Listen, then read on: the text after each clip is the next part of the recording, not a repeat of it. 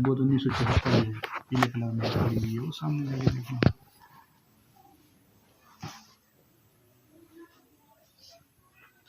5 جلدوں میں ہے۔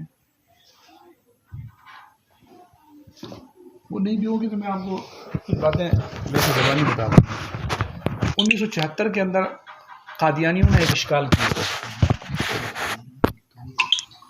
اشکال یہ تھا کہ جی آپ لوگ ہمیں کہہ رہے ہو کہ ہم کافر ہیں، جبکہ آپ ایک دوسرے کو بھی کہتے ہو، آپ کہتے ہو مشرک کافر۔ تو اس موقع کے اوپر شاہ احمد نورانی صاحب نے کوئی جواب نہیں دیا تھا۔ مفتی محمود صاحب نے جو جواب دیا ہے، جو پارلیمنٹ کی 5 جلدوں کی روایدات چھپی ہے سرکاری سطح پہ، وہ کسی مسلک کے تحت نہیں چھپی، وہ پاکستان کی پیپل پارٹی کی حکومت تھی تو شیلا رضا نے اس کو وہ کیا تھا، اس وقت وہ تھی اسپیکر تھی وہ۔ تو قومی اسمبلی کی روایدات جو ہوتی ہے 30 سال بعد اوپن ہوتی ہے، اس سے پہلے اس کو اوپن کرنے کی اجازت نہیں ہوتی۔ اس روایدات کو جب اوپن کیا تو اس کے اندر یہ ہماری کتابوں میں ہوگی مولانا، وہ کونے والی ہے نا، کونے والی بڑی الماری یہ یا وہ، اس میں دیکھو تو اس میں یہ بات موجود تھی کہ مفتی محمود صاحب کو کہا گیا کہ ابھی آپ وضاحت کرو اس بات کی۔ تو مفتی محمود صاحب نے وہاں پہ کھڑے ہو کے بات بولی تھی کہ ہم بریلیوں کو من حیث الجماعت، جماعت کے طور پہ کہ پوری جماعت مشرک اور کافر ہے، یہ ہم نہیں بولتے، اور یہ ہمیں بھی نہیں بولتے۔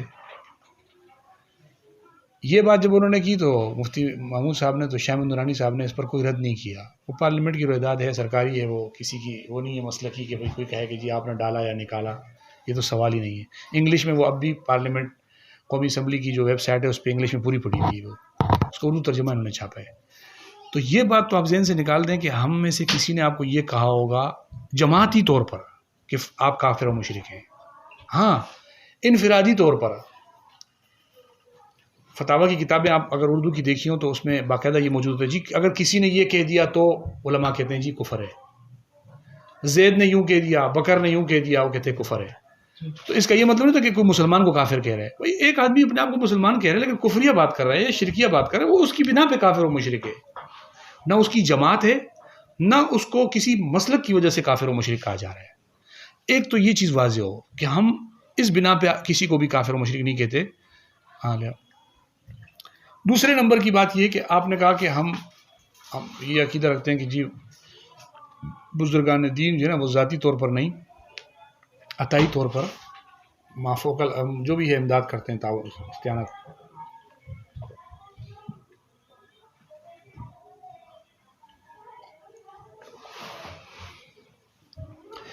آپ کا جو مسلک ہے نا جس سے آپ کا تعلق ہے، وہ مسلک آپ کی زبان سے نکلے ہوئے حروف کا نام نہیں ہے، وہ آپ کے بڑوں کی لکھی ہوئی باتوں یا جو آپ کے مستند علماء ان کی لکھی ہوئی بات کا نام ہے۔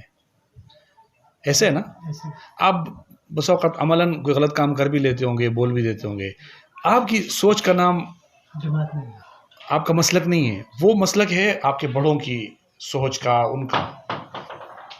چلو چھوڑ دو، آ جاؤ وہ ملفوظات اعلیٰ حضرت نکالو، نوری کتب خانے کی وہ نکال لو اور وہ لے آؤ، کیا نام ہے،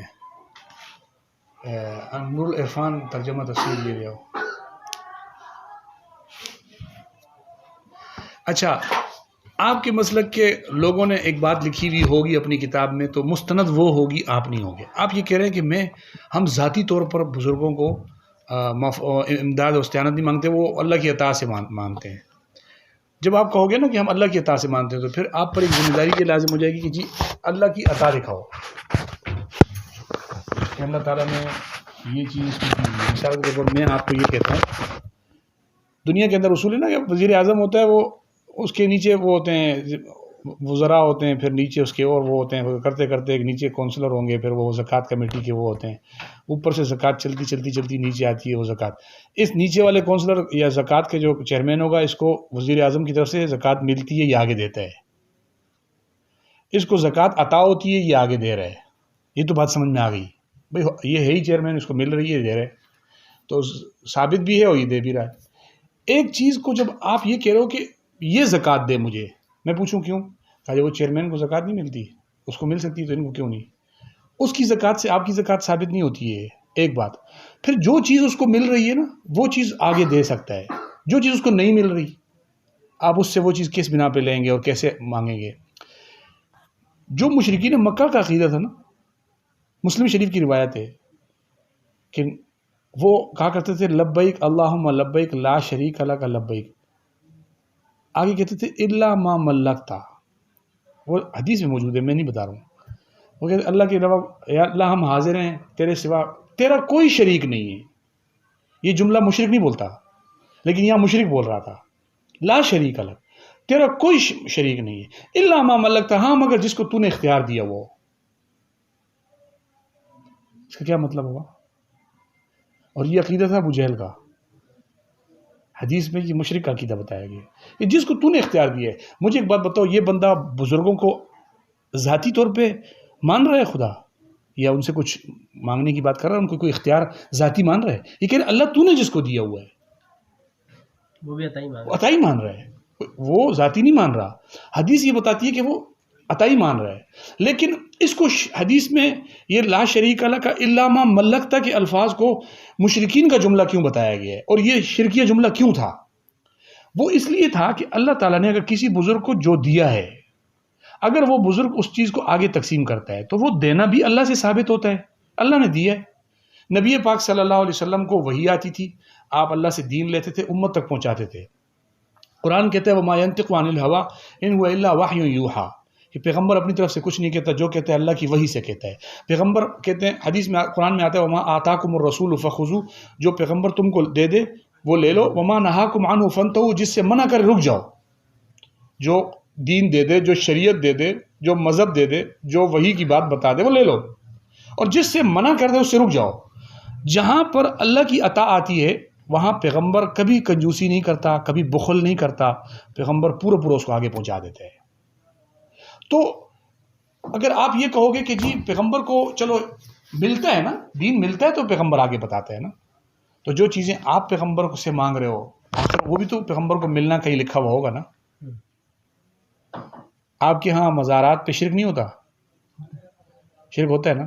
ہم لوگ کہہ رہے ہوتے ہیں جی یہ شرک ہو رہا ہے، آگے سے ہمیں کیا کہہ رہے ہیں کہ یار یہ ہمارے لوگ نہیں ہیں، ان کا ہم سے کوئی تعلق نہیں ہے. بعض کہہ دیتے ہیں جی اہل سنت سے اس کا کوئی تعلق نہیں ہے. ایسا جواب میں ایسے ہی کہتے ہیں نا، ہمارا اہل سنت کا ان لوگوں سے کوئی تعلق نہیں ہے، لیکن آپ مانتے ہو کہ ہو رہا ہوتا ہے. میں کہتا ہوں جو بھی کر رہا ہو کیا شرک ہوگا، وہاں کیا ہو رہا ہوتا ہے جو شرک ہوتا ہے؟ سجدے کر رہے ہوتے ہیں، ان کے طواف کر رہے ہوتے ہیں، ٹھیک ہے، اور اس طرح کی کچھ چیزیں کر رہے ہوتے ہیں. آپ اس طواف کرنے والے کو آپ دور نہیں جاؤ، رنگین شاہ چلے جاؤ، طواف کرنے والے کو یا سجدہ کرنے والے کو پوچھو کہ تو اس کو خدا سمجھ کے کر رہا ہے، کہے گا نہیں، اللہ نے ان کو بڑی شان دی ہوئی ہے، میں اس لیے کر رہا ہوں. تو یہ عطائی سے ہٹ کے کوئی عقیدہ ہے؟ وہ بھی خدا نہیں مان رہا ہوتا، وہ بھی یہ نہیں کہہ رہا ہوتا، لیکن اس کو مشرک کہا جا رہا ہوتا ہے. کیوں؟ عمل شرک کا کر رہا ہے. بھائی غلط ہے. بھلے آپ 10 دفعہ کہو کہ اللہ کی عطا سے مان رہا ہوں تو میں ذاتی نہیں مان رہا، تو وہاں عطا اور ذاتی کی بحث ہی ختم ہو جاتی ہے. کیوں؟ عمل ظاہراً شرک ہے، بس شرک ہے. اگر ہم کسی عمل کو شرک کہہ رہے ہوتے تو وہ اس وجہ سے کہہ رہے ہوتے ہیں، اس وجہ سے نہیں کہہ رہے ہوتے کہ ہماری کوئی اس سے لڑائی ہے، کوئی دشمنی ہے، کوئی ہم نے اپنا بغض اتارنا ہے تو اس وجہ سے کہہ رہے ہیں. ایسی بات بالکل بھی نہیں ہے. اچھا، احمد رضا خان صاحب نے کتاب لکھی ہے حرمت سجدہ تعظیمی، یہاں رکھی ہوئی حرمت سجدہ تعظیمی. انہوں نے خود لکھا ہے سجدے کی 2 قسمیں، پھر وہ کرا کے باقاعدہ یہ بھی لکھا کہ جو سجدہ تعظیمی ہیں بعض فقہا نے اس کو بھی شرک قرار دیا ہے. وہ فقہا کون ہوں گے؟ اہل سنت ہوں گے، اہل سنت سے باہر ہوں گے. پرانے مستند علماء کا جب حوالہ دے رہے ہیں تو وہ شرک کہنے والے بھی فقہا ہیں، اگرچہ وہ سجدے کی تقسیم بھی کر رہے ہیں، بتا بھی رہے، لیکن وہ جو شرک والا حکم بتا رہے ہیں وہ بھی فقہا کا ہی بتا رہے ہیں. میرے پاس ایک کتاب رکھی ہوئی ہے احمد رضا خان کی حرمت سجدہ تعظیمی، کتاب کا ایک جواب دیا ہے پیر نے اس زمانے میں. اس نے لکھا ہے کہ سجدہ تعظیمی جائز ہے. آپ بتاؤ وہ کیا ہوگا؟ ایک طرف شرک، ایک طرف کیا جائز ہے. وہ کیا ہوگا جو کہہ رہا ہوگا یہ جائز ہے؟ احمد رضا کہہ رہا ہوگا شرک ہے اور وہ کہہ رہا ہو یہ جائز ہے، تو اس بندے کو آپ کیا کہو گے، مسلمان یا مشرک؟ صاف سی بات ہے. ایسے لوگ موجود ہیں، یہ نہیں ہے کہ وہ موجود نہیں ہیں. اگر آپ ان کا انکار کر دو کہ وہ ہیں ہی نہیں، آپ اپنی ذات کی حد تک بات کر سکتے ہو. پھر دوسری بات، آپ نے کہا کہ اولیاء اللہ کو اللہ نے یہ طاقت دی ہوئی ہے، شیطان کو بھی دی ہے طاقت. یہ طاقت اللہ نے شیطان کو دی ہے؟ بھائی کسی قرآن کی آیت میں لکھا ہوگا شیطان کو یہ طاقت ملی ہوئی ہے. ہمیں کیا سینسیت لے اور میں کیا سینسیت، شیطان کو یہ طاقت ملی ہوئی ہے، کوئی کہہ سکتا ہے؟ کہ شیطان بھی کسی کی امداد کرے؟ اور اگر کوئی عقیدہ عطائی طور پہ کوئی عقیدہ رکھے تو غلط ہوگا. یہ دیکھیں، یہ ہے نور العرفان، تفسیر نور العرفان، ترجمہ احمد رضا خان صاحب کا اور مفتی احمد یار خان نعیمی اس کے جو ہے شارح مفسر ہے، تفسیر وہ کر رہے ہیں. ٹھیک ہے، انہوں نے یہاں فہرست چھاپی ہے پوری، یہ آخر میں اپنے عقائد کو قرآن سے ثابت کرنے کی کوشش کی ہے کہ جی ہمارے یہی عقیدہ ہے اور یہ قرآن سے ثابت ہے. یہ سارا عنوان لگائیں، پھر نیچے قرآن کی آیتیں لکھی ہوئی ہیں. اب دیکھو، یہ ہے محبوبان خدا دور سے دیکھتے، سنتے اور مدد کرتے ہیں، لکھا ہوا ہے نا. آپ کا یہ عقیدہ ہے نا کہ محبوبان خدا دور سے دیکھتے بھی ہیں، سنتے بھی ہیں، مدد بھی کرتے ہیں، یہ عقیدہ ہے نا. اچھا، اس میں نیچے آیتیں لکھی ہیں کہ کون کون سی آیت سے یہ بات ثابت ہوتی ہے کہ محبوبان خدا دور سے دیکھتے، سنتے اور مدد کرتے ہیں. کون کون سی آیات میں؟ اب میں آپ کو بتاتا ہوں.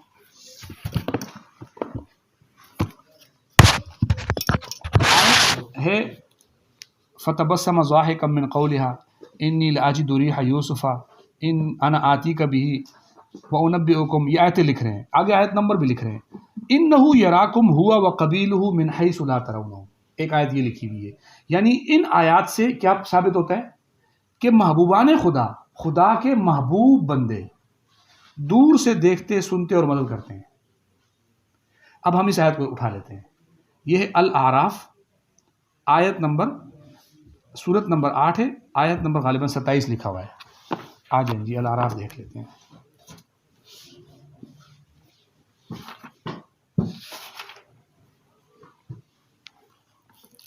آپ یہاں آ جائیں، آپ یہاں آ جائیں تاکہ جو چیز ہو تو آپ کو سامنے بھی ہو نا.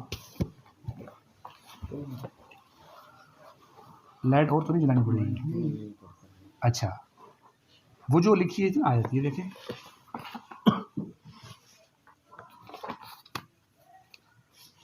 کیا سیدھر ہے؟ ہاں، کیا سیدھر ہے؟ یہ بھی کیا سے انفیت یہ، لیکن ایک میم میں دیکھو. ہاں، میم میں دیکھو نا، محبوبان خدا دور سے دیکھتے، سنتے اور مدد کرتے ہیں. یہ آیتیں نیچے، انہ یراکم ہوا وقبیلہ من حیث لا ترونہم، سورہ اعراف. ٹھیک ہے، یہ ہے سورہ اعراف، یہ ہے آیت نمبر 27. ٹھیک ہے، انہ یراکم ہوا وقبیلہ من حیث لا ترونہم، وہی آیت ہے نا. بے شک وہ اور اس کا کنبہ تمہیں وہاں سے دیکھتے ہیں کہ تم انہیں نہیں دیکھتے. اس سے کیا ثابت ہوا؟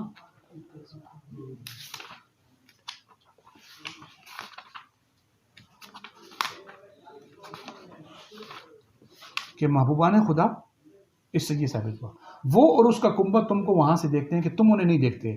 اس سے یہ ثابت کر رہے ہیں کیا؟ کہ محبوبان خدا، لفظ محبوبان خدا ضرور بولنا. محبوبان خدا کا مطلب کیا ہے؟ خدا کے محبوب لوگ، نیک بندے. ہاں. دیکھیے بل ہم دے کا نا، میں کیا سے انفیت بل ہم دے.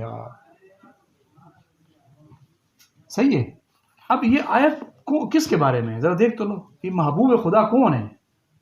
ہم دیکھتے ہیں. یا بنی آدم، یہ آیت شروع ہو رہی ہے، پڑھیں گے.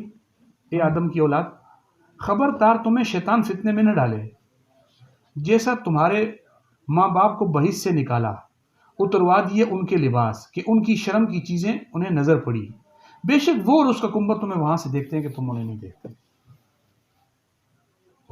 کیا یہ کون ہے محبوبان خدا میں؟ نہیں. تمہیں کون دیکھ رہا ہے؟ شیطان. شیطان تمہیں دھوکے میں نہ ڈالے، وہ تم کو وہاں سے دیکھتا ہے جہاں سے تم انہیں نہیں دیکھتے. تو یہ محبوبان خدا کون ہے؟ یہاں پہ تو شیطان بتا. میں یہی کہہ رہا ہوں کہ دیکھو، وہ آیت جو شیطان کی رد میں تھی، جس سے یہ تھا کہ شیطان تمہیں دیکھ رہا ہے، اس سے کیا ثابت ہوا؟ یہ محبوبان خدا میں سے شیطان. لیکن آیت لکھی ہوئی ہے نیچے، وہ آیت جس میں شیطان کا ذکر تھا وہ.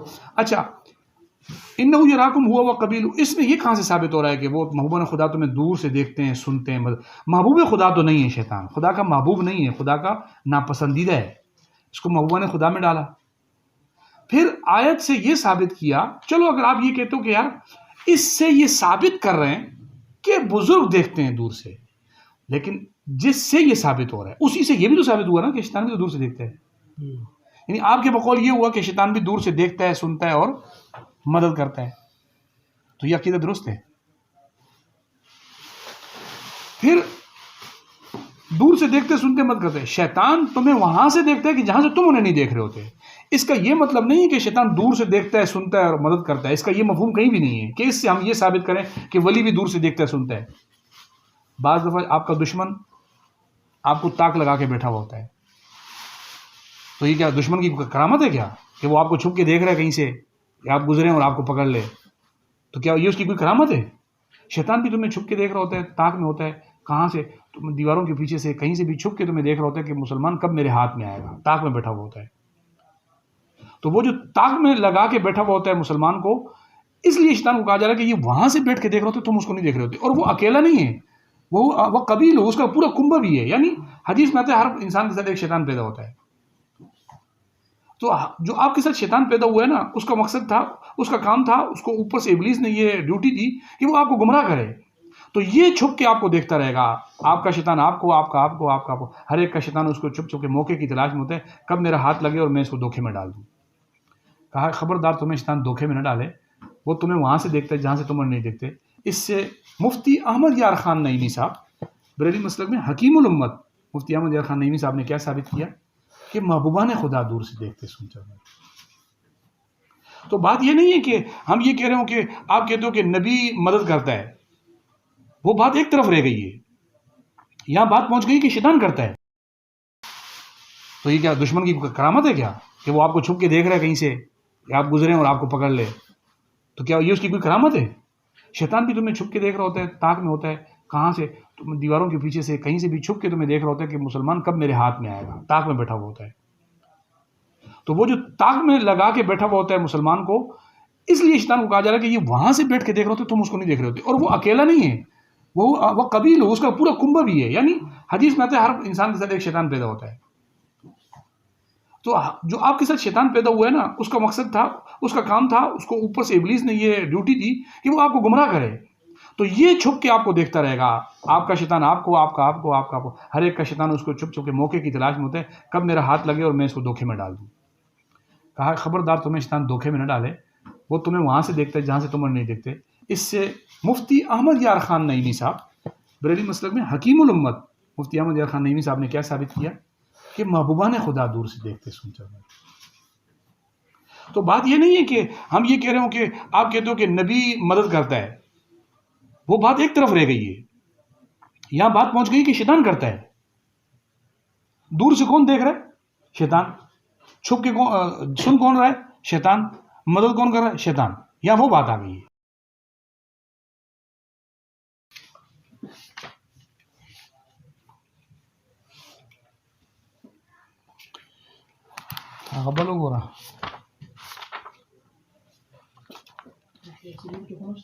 مکیاس انفیت میں لکھا ہوا ہے، سائل نے سوال پوچھا کہ جی کیا شیطان بھی غائبانہ امداد کر سکتا ہے؟ تو نیچے مولوی مرشدی صاحب کہہ رہے ہیں کہ جی ہاں، شیطان بھی غائبانہ امداد کر سکتا ہے. تو سوال یہ ہے کہ آپ ایک طرف کہہ رہے ہو کہ نبی ولی مدد کر رہے ہیں، دوسری طرف آپ کا عقیدہ یہ کہ شیطان بھی غائبانہ امداد کر رہا ہے. تو یہ بات کہاں تک جائے گی آگے؟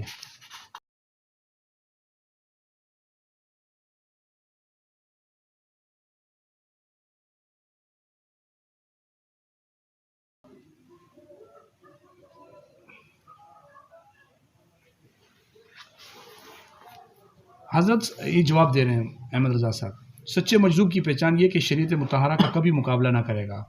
حضرت سیدی موسیٰ سہاگ رحمۃ اللہ علیہ مشہور مجازیب سے تھے. احمد آباد مزار شریف میں زیارت سے مشرف ہوا ہوں، رحمۃ اللہ علیہ بھی ہے اور میں بھی مل چکا ہوں. احمد رضا صاحب کہہ رہے ہیں زنانہ واز رکھتے تھے. ایک بار قحط شدید پڑا، بادشاہ و قاضی اکابر جمع ہو کر حضرت کے پاس دعا کے لیے گئے. انکار فرماتے رہے کہ میں کیا دعا کے قابل ہوں. جب لوگوں کی آہوزاری حد سے گزری، ایک پتھر اٹھایا اور دوسرے ہاتھ کی چوڑی کی طرف لایا اور آسمان کی جانب منہ اٹھا کر فرمایا مینا بھیجیے یا اپنا سہاگ لیجیے. یہ کہنا تھا کہ گھٹائیں پہاڑ کی طرح امنڈی اور جل تھل بھر دیے. ایک دن جمعہ کی نماز کے وقت بازار جا رہے تھے.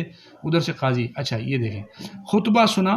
جب جماعت قائم ہوئی اور امام نے تکبیر تحریمہ کہی, اللہ اکبر سنتے ہی ان کی حالت بدلی. فرمایا اللہ اکبر, میرا خاوند حیون لا یموت ہے, کبھی نہ مرے گا, اور یہ مجھے بیوہ کیے دیتے ہیں. تو یہ بزرگ کیا کیا کر سکتے ہیں؟ یہ بات سمجھ آئی ہے نا؟ نہیں سمجھے تو پوچھ لو. اللہ کی طرف مخاطب کر کے کہہ رہے کہ نماز میں اللہ اکبر کہہ رہے ہیں, یعنی یہ ان کے کہنے کا مطلب ہے کہ اللہ تعالیٰ مر چکا ہے, جبکہ میرا خاوند تو زندہ ہے. حیون لا یموت ہے. حیون لا یموت کس کی صفت ہے؟ کہ جو کبھی نہیں مرے گا, وہ ہمیشہ سے زندہ ہے. وہ اللہ کی صفت ہے. وہ کہتے ہیں میرا خاوند تو حیون لا یموت ہے. یہ اللہ کا نام ہے حیون لا یموت. اور وہ کہتا ہے کہ میرا تو خاوند حیون لا یموت ہے, اور یہ مجھے بیوہ کر رہے ہیں. تو یہ کوئی وہ بندہ نہیں تھا کہ ایسے کوئی کافر تھا کہ اس کے کفر بیان ہو رہا ہے. یہ باقاعدہ اس کو کہہ رہے ہیں کہ رحمۃ اللہ علیہ ہیں, اور میں بھی ان کی زیارت سے مشرف ہوا ہوں.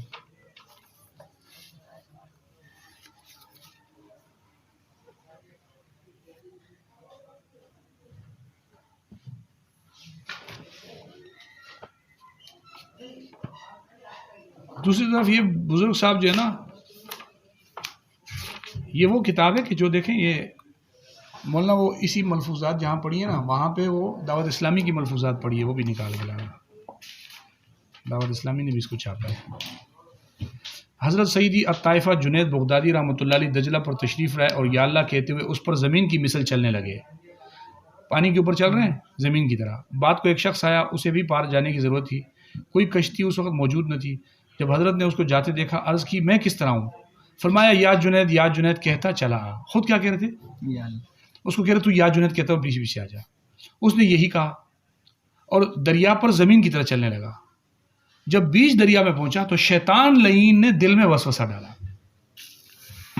پیچھے والے کے وہ دل میں شیطان نے کیا وسوسہ ڈالا کہ خود تو یا اللہ کہیں اور مجھ سے یا جنید کہلواتے ہیں.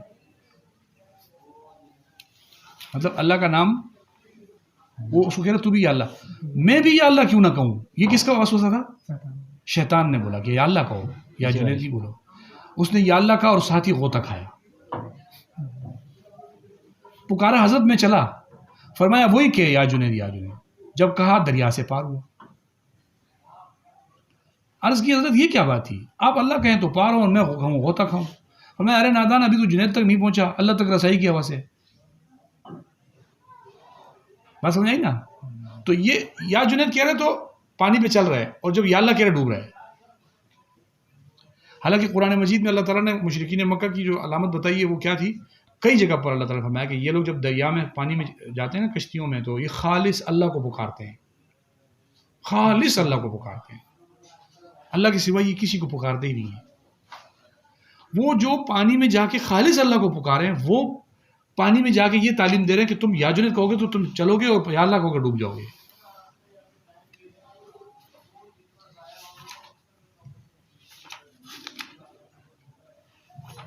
یہ احمد رضا خان جی, یہ دعوت اسلامی نے اس ملفوظات کو دوبارہ چھاپا ہے.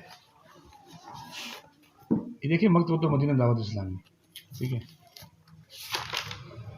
آپ کو مزے کی یہ بات بتاؤں, اس ملفوظات میں ایک اور بھی ہے, اسی طرح کا ایک نسخہ اور بھی ہے.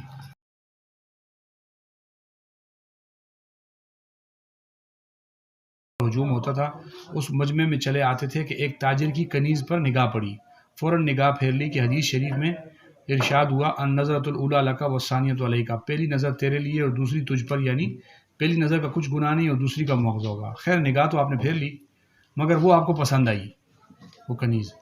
جب مزار شریف پر حاضر ہوئے تو ارشاد فرمایا عبدالوہاب وہ کنیز پسند ہے. یہ کس نے کہا ہوگا کہ عبدالوہاب وہ کنیز پسند ہے؟ بزرگ نے, قبر والے بزرگ نے اندر سے آواز دی کہ عبدالوہاب وہ کنیز پسند ہے. عرض کی ہاں. اپنے شیخ سے کوئی بات چھپانا نہ چاہیے. ارشاد فرمایا اچھا ہم نے تم کو وہ کنیز ہبہ کی. ویسے چل رہی تھی, کسی اور کی کنیز تھی. اب آپ سکوت میں ہیں کہ کنیز تو اس تاجر کی ہے, اور حضور ہبہ فرماتے ہیں. مان وہ تاجر حاضر ہوا, اس نے وہ کنیز مزار اقدس کی نظر کر دی. خادم کو اشارہ ہوا, انہوں نے آپ کی نظر کر دی. ارشاد فرمایا عبدالوہاب اب دیر کاہے کیے, فلاں حجرے میں لے جاؤ اور اپنی حاجت پوری کرو. یہ مزار پہ ہے, حجرے میں لے جاؤ, یہ قبر سے ہو رہا ہے معاملہ. مطلب کہنے کا یہ کہ ایک آپ کسی بزرگ سے استعانت کی بات کر رہے ہو یا امداد کی بات کرو تو وہ اس کی آپ کے ہاں اس کا ماحول وہ کیا ہے, آپ کا عقیدہ کیا ہے, اس کا خلاصہ کیا ہے, یہ کہ آپ اس طرح کی امداد اور تعاون تک کو مان رہے ہیں کہ ایک پرائی کنیز آئی ہوئی ہے تو وہ اس پر آپ کی نظر پڑ گئی تو وہ اندر ہی اندر سودا ہو گیا. بالکل ایسا بات ہو رہا ہے جیسے کہ ہاں ہم آپ بات کر رہے ہیں. تو یہ جو سوچ ہے آپ کہتے ہو اللہ نے اللہ کی عطا سے, اس میں کون سی اللہ کی عطا ہے وہ بھی آپ بتا دیں. کسی کہیں لکھا ہوگا کہ جی اللہ نے عطا کی ہے اس لیے یہ بزرگان دین اس طرح کر لیتے ہیں. خیر یہ تو مجھے دکھانا مقصود نہیں ہے, اس میں بہت ہیں حوالے, اگر میں آپ کو دکھاؤں گا تو وہ ایک لمبی فہرست بن جائے گی. لیکن یہ دعوت اسلامی والوں نے ایک بہت بڑی مہربانی کی ہے اپنے بریلی عوام پہ کہ انہوں نے یہ ملفوظات چھاپ کے ایسے سارے حوالے اس میں سے نکال دیے جو اعلیٰ حضرت نے فرمائے تھے, وہ انہوں نے نکال دیے. اب یہ اشکال ان کو کس پر تھا, کیونکہ یہ تو ہم نے تو نہیں چھاپی تھی, ان کی چھاپی ہوئی تھی, تو یہ کیوں نکالے؟ نکال کے سوالات نہیں ہوئے کہ کیوں نکالے, تو پھر انہوں نے کوئی جواب دیا, کوئی جواب نہیں. اور وہ ابھی ایک نہیں, یہ بالکل اسی سائز میں ایک دعوت اسلامی کی اور ملفوظات بھی ہے, وہ ابھی ان کو ملی نہیں ہے, وہ میرے پاس رکھی ہوئی ہے. آج اصل میں ہماری چھٹی ہے 2-3 دن سے, تو وہ جو پرانے ہمارے یہاں حضرات ہیں جو فوراً کتاب لے آتے ہیں وہ بھی ہیں. اشکال یہ بھی تھا نا کہ جیسے کہ اگر مان رہے ہیں تو دیوبندی حضرات کے یہاں بھی کتابوں میں ملتا ہے. دیکھو میں ایک بات آپ کو بتاؤں, ہماری کتابوں میں جو ملے گا نا اس کا ہم دفاع کریں گے, ہم آپ کو کھل کے بتائیں گے. معاملہ ہے عقیدے کے اوپر, جب بات آئے گی عقیدے کی تو وہاں پر ان کے بڑوں نے بھی اپنی کتابوں میں لکھا ہوا ہے اور ہم نے بھی لکھا ہوا ہے. عقائد کی کتابوں میں ہوتے ہیں, سمجھ گئے. اگر ہمارا عقیدہ ہے مافوق الاسباب میں اس طرح کا, پھر آپ کوئی بھی واقعہ اٹھاؤ اور ہمیں بتا دو, ہم اس کا جواب نہیں دے سکے تو ہم غلط ہیں. اگر وہ تھا صوفیاء کی بات تھی, تصوف کی بات تھی, اور اس سے کوئی ایسا عقیدہ بھی ہمارا ثابت نہیں ہو رہا نا ہم ثابت کر رہے ہیں, پھر آپ نے پیش یہ جو باتیں ہیں نا, یہ وہی طرز ہے, وہی اختیار کہ دوسروں کی عبارت اٹھا کے تو آپ فتوے لگا رہے ہیں. اچھا یہ ابھی کیا نام ہے آپ کا, فاروق بھائی کہہ رہے تھے کہ آپ ہمیں مشرک کہتے ہیں. اس بات پر دکھ ہوتا ہے نا آپ کو کوئی مشرک کہے. بھائی میں نماز پڑھتا ہوں, میں روزہ رکھتا ہوں, کوئی مجھے مشرک کیسے کہہ رہے, ہوتا ہے نا. تو اگر ہمیں کوئی کافر کہہ رہا ہو تو آپ کو بھی دکھ ہوگا. ہاں آپ کو بھی دکھ ہوگا. تو آپ تو میری کوئی کتاب اٹھا کے مجھے دکھا دو, اس میں لکھا ہوا ہو کہ بریلی مشرک ہے, میں دکھا دوں گا آپ کو کہ آپ کی کتابوں میں لکھا ہوا ہوگا دیوبندی کافر ہے, اور ایسا کافر ہے اس کے ساتھ بیٹھنا بھی زنا خالص ہے. پتہ ہے آپ کو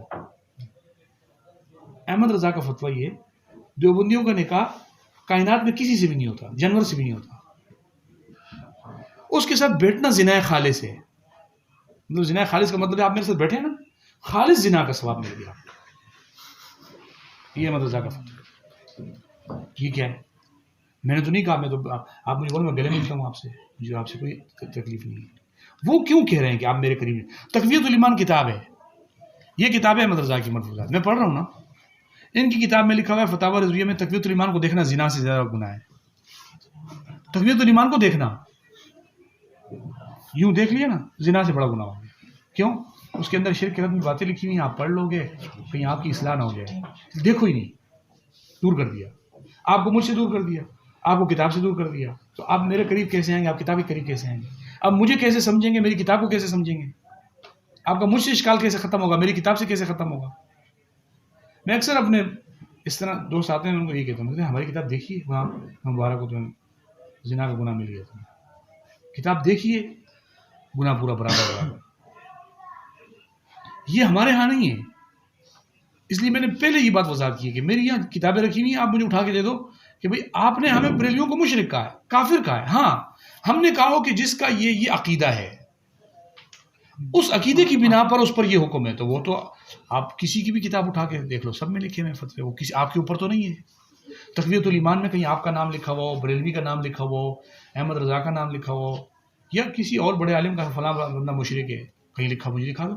تقیۃ الایمان میرے پاس یہاں رکھی ہوئی ہے, آپ کو میں پوری تقیۃ اٹھا کے دیتا ہوں, شروع سے آخر تک پڑھ کے مجھے صرف اتنا لفظ دکھا دو اس میں. سب سے پہلے احمد رضا خان صاحب کے پیدا ہونے سے 30 سال پہلے جو کتاب چھپ رہی ہے, جس پر بعد میں اعتراض ہو رہا ہے, اس کتاب میں کوئی فتویٰ نہیں ہے آپ کے خلاف, نام بھی نہیں ہے کسی کا, کسی فرد کا. ہاں عمومی شرک جیسے آپ بھی مان رہے ہو, عمومی طور پہ شرک معاشرے میں موجود ہے, اس بات سے آپ کا انکار نہیں ہے. یہ آپ مان رہے ہو مزارات پہ ہو رہا ہے, آپ یہ مان رہے ہو یہ سب کچھ چل رہا ہے, یہ آپ مان رہے ہو کہ آپ کی کتابوں میں لکھا ہوا ہے کہ جو مستوی عرش تھا خدا ہو کر وہ اتر پڑا مدینے میں مصطفیٰ ہو کر. کوئی بندہ اگر یہ عقیدہ رکھتا ہو کہ جو عرش پہ خدا تھا, یہ شعر اعلیٰ حضرت کا نہیں ہے. اعلیٰ حضرت کی بات نہیں کی میں نے, شعر تو ہے نا آپ کے مسلک کے علماء کا, شعر ہے نا, یہ آپ کی مسلک کا ہی نہیں ہے. شعر باہر نکال دو میں مان جاؤں گا. آپ کہتے ہو یہ شعر ہمارا نہیں ہے, ہمارے کسی مستند عالم نے اس کو نہ لکھا ہے نہ تائید کیا, آپ بول دو. تو نہیں کرتے, میں نے اس پہ ایک کلپ سنا تھا, میں اس کے اب میرا کلپ سنو, آپ نے میرا کلپ فتاوی مجیدیہ لاؤ وہاں سے, اب میرا کلپ سنو. میں کلپ بناؤں گا تو میں کوئی آپ پہ الزام نہیں لگاؤں گا, میں یوں کتاب اٹھاؤں گا بولوں گا اس میں یہ لکھا ہوا ہے. آپ اپنی طرف سے دفاع کر لینا یار یہ یوں نہیں یوں ہے, آپ دفاع کر لینا, وہ آپ کا حق بنتا ہے اگر کر سکتے ہو تو. لیکن آپ کہہ رہے ہو احمد رضا کا شعر نہیں ہے, میں نے احمد رضا کا نہیں بولا میں نے آپ کے لوگ یہ شعر پڑھتے ہیں تو. اور اگر وہ آپ کہہ رہے ہو عیون المعارف کتاب ہے اور وہ پاکستان میں آپ کے بریلوی علماء کے پاس بھی نہیں ہوگی, وہ میں آپ کو دکھاؤں گا, اس کتاب میں یہ شعر موجود ہے. آپ کے مکتبہ رضویہ آرام باغ سے چھپی ہوئی ہے, آپ کے مکتبے کی. اور آپ کے امجد علی رضوی صاحب کو جانتے ہو نا, بریلوی مسلک میں, ان کی کوئی کتاب آپ نے دیکھی ہے بہار شریعت, آپ کے ہاں جیسے ہمارے یہاں بحثی زیور ہوتی ہے اس طرح آپ کے یہاں وہ, ان کی فتاوی امجدیہ رکھی ہوئی ہے میرے پاس, اس میں اس شعر کی تائید موجود ہے. اچھا تائید کر رہے ہیں ہاں امجد علی اعظمی, ہاں جی, اچھا کیوں کر رہے شعر سمجھ میں آیا آپ کو؟ بالکل. جو مستوی عرش تھا خدا ہو کر, موٹی موٹی 2 جلدیں ہیں, موٹی موٹی نیلے کلر کی 2 جلدیں, جو مستوی عرش تھا خدا ہو کر اتر پڑا مدینے میں مصطفیٰ. بتاؤ آپ کوئی الگ الگ مانتے ہو؟ یہ تو عطائی نہیں ہو تو ڈائریکٹ ہو گیا پورا. آپ نے تو کہا کہ طاہر القادری صاحب کا ایک ویڈیو بیان ہے, وہ کہتے ہیں کہ جب نبی پاک صلی اللہ علیہ وسلم آسمانوں پہ گئے تھے نا, تو اوپر گئے تھے, تو کہتے ہیں کہ اوپر جب آپ گئے تو جو پردے کے ادھر تھا نا وہی پردے کے ادھر بھی تھا. پھر کہتے ہیں ہک کے جڑا ہک کو ڈوں آنکھیں, کافر تھے مشرک کے, شہد سے میٹھا نام محمد, وہ دیکھو شین میں دیکھو, ہک کے پنجابی سمجھتے ہیں نا, جڑا ہک نو ڈوں آنکھیں, یعنی جو ایک کو 2 بولے, وہ کافر تھے مشرک کے. یعنی نبی جب معراج پہ گئے اور اللہ سے ملاقات ہوئی آمنے سامنے, یہ 2 نہیں تھے, ایک تھا, اور جو اس کو 2 بولے وہ کافر و مشرک ہے. آپ بتاؤ یہ 1 تھا 2 تھے؟ 2 تھے. کون سا مسلمان کا عقیدہ ہوگا کہ یہ 1 تھا؟ اس کا مطلب یہ ہوا کہ آپ یہ مان رہے ہو کہ یہ جو یہاں سے گیا نا یہی وہاں پہ بھی تھا, تو پھر تو ہو گیا کہ آپ نے مان لیا کہ دونوں ایک ہی ہیں. اور جو پیغمبر کو عین ذات خدا کہے وہی اللہ ہے, وہی محمد ہے. کیونکہ جب آپ آئے ہیں مدینے میں تو کیسے آئے کہ آپ اوپر عرش پہ خدا تھے, نیچے آ کے آپ مصطفیٰ ہو. وہی ماننا ہوگا نا کہ بھائی وہ جیسے ہندوؤں کا ماننا ہوتا ہے.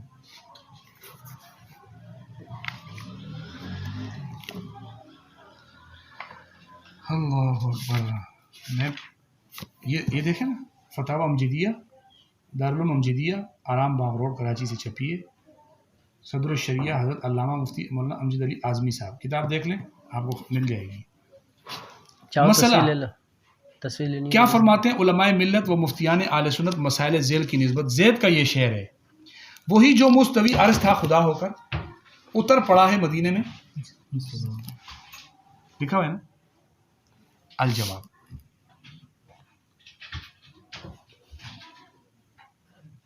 الجواب سن رہے, اس میں دیکھیں, چونکہ یہ شعر کسی بے باک زبان دراز کا کلام نہیں جس کی عادت ایسی ہو کہ جو جی میں آئے بک دے, بلکہ ایک واقف شریعت کی طرف منسوب ہے, لہٰذا تا حد امکان کلام کی تعویل کی جائے گی اور کلام کو ظاہر پر حمل نہیں کیا جائے گا.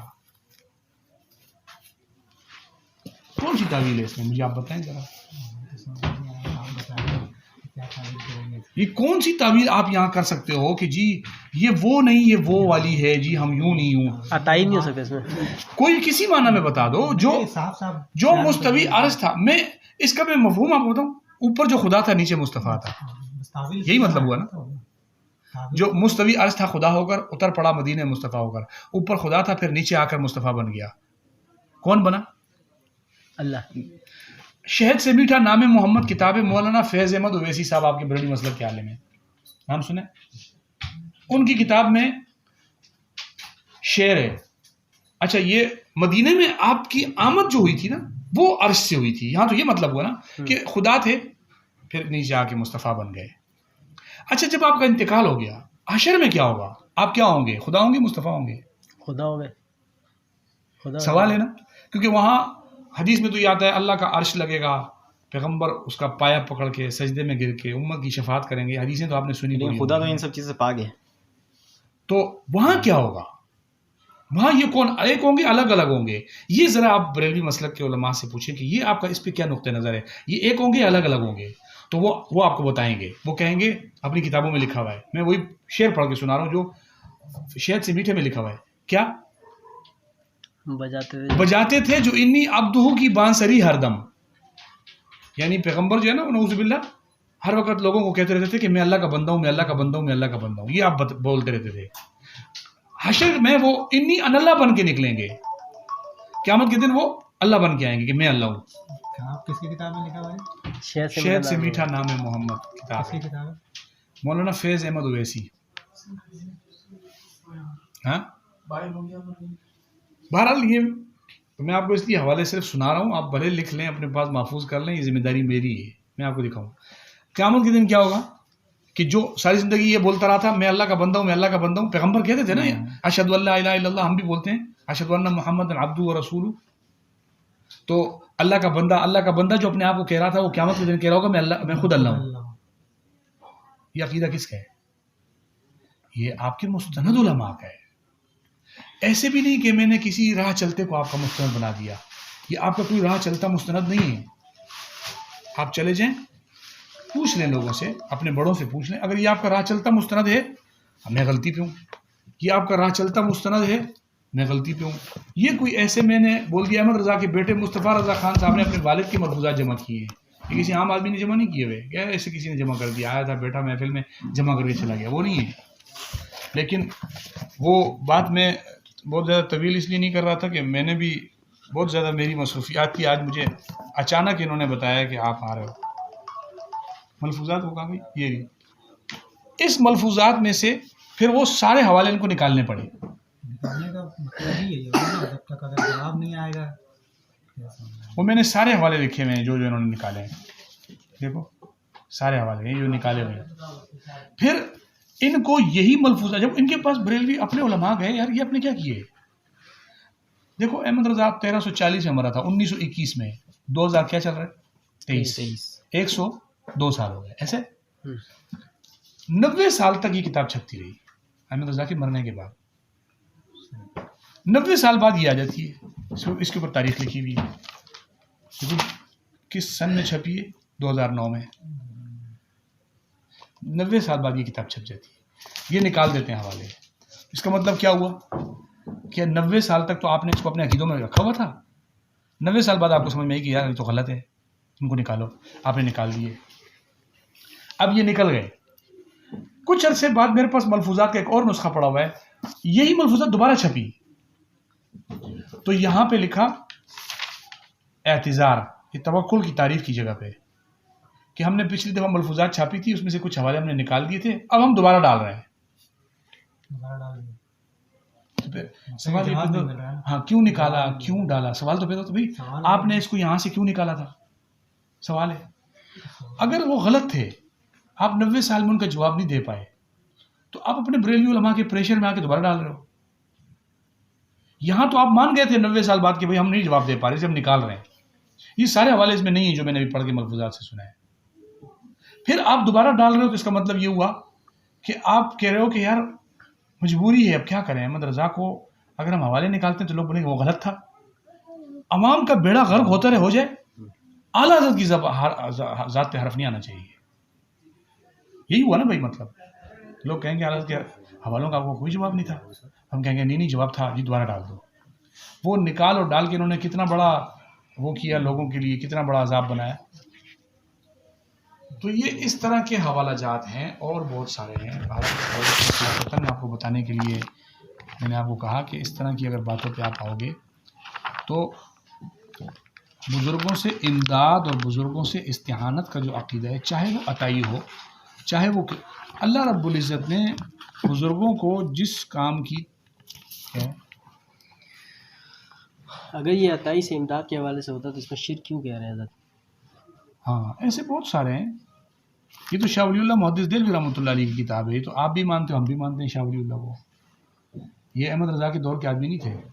ان کے بیٹے شاہ عبد العزیز تھے، شاہ عبد العزیز کے بیٹے شاہ عبد الغنی تھے. شاہ عبد الغنی کے شاگرد جو تھے نا، وہ احمد رضا کی کتابوں میں لکھے کہ ان کے والد ان کے شاگرد تھے، ان کے پوتے کے. اتنے پرانے عالم ہیں. شاہ اسماعیل شہید کے دادا تھے یہ. ان کی کتابوں میں شرک کے بارے میں جو لکھا ہوا ہے، من جملہ کبائر اکبر اور کبائر اشراک باللہ، یعنی خدا کے ساتھ ساجھا لگانا عبادت میں اور استعانت میں، یعنی غیر خدا سے مدد مانگنی، روزی اور شفا وغیرہ، اور غیر کی عبادت اور استعانت کی توبہ کی طرف اشارہ ہے. حق تعالیٰ فرماتے ہیں، حق تعالیٰ کے اس قول میں ایاک نعبد و ایاک نستعین، اور اس طرح بہت ہیں بھرا ہوا ہے. تو مولانا شرک کو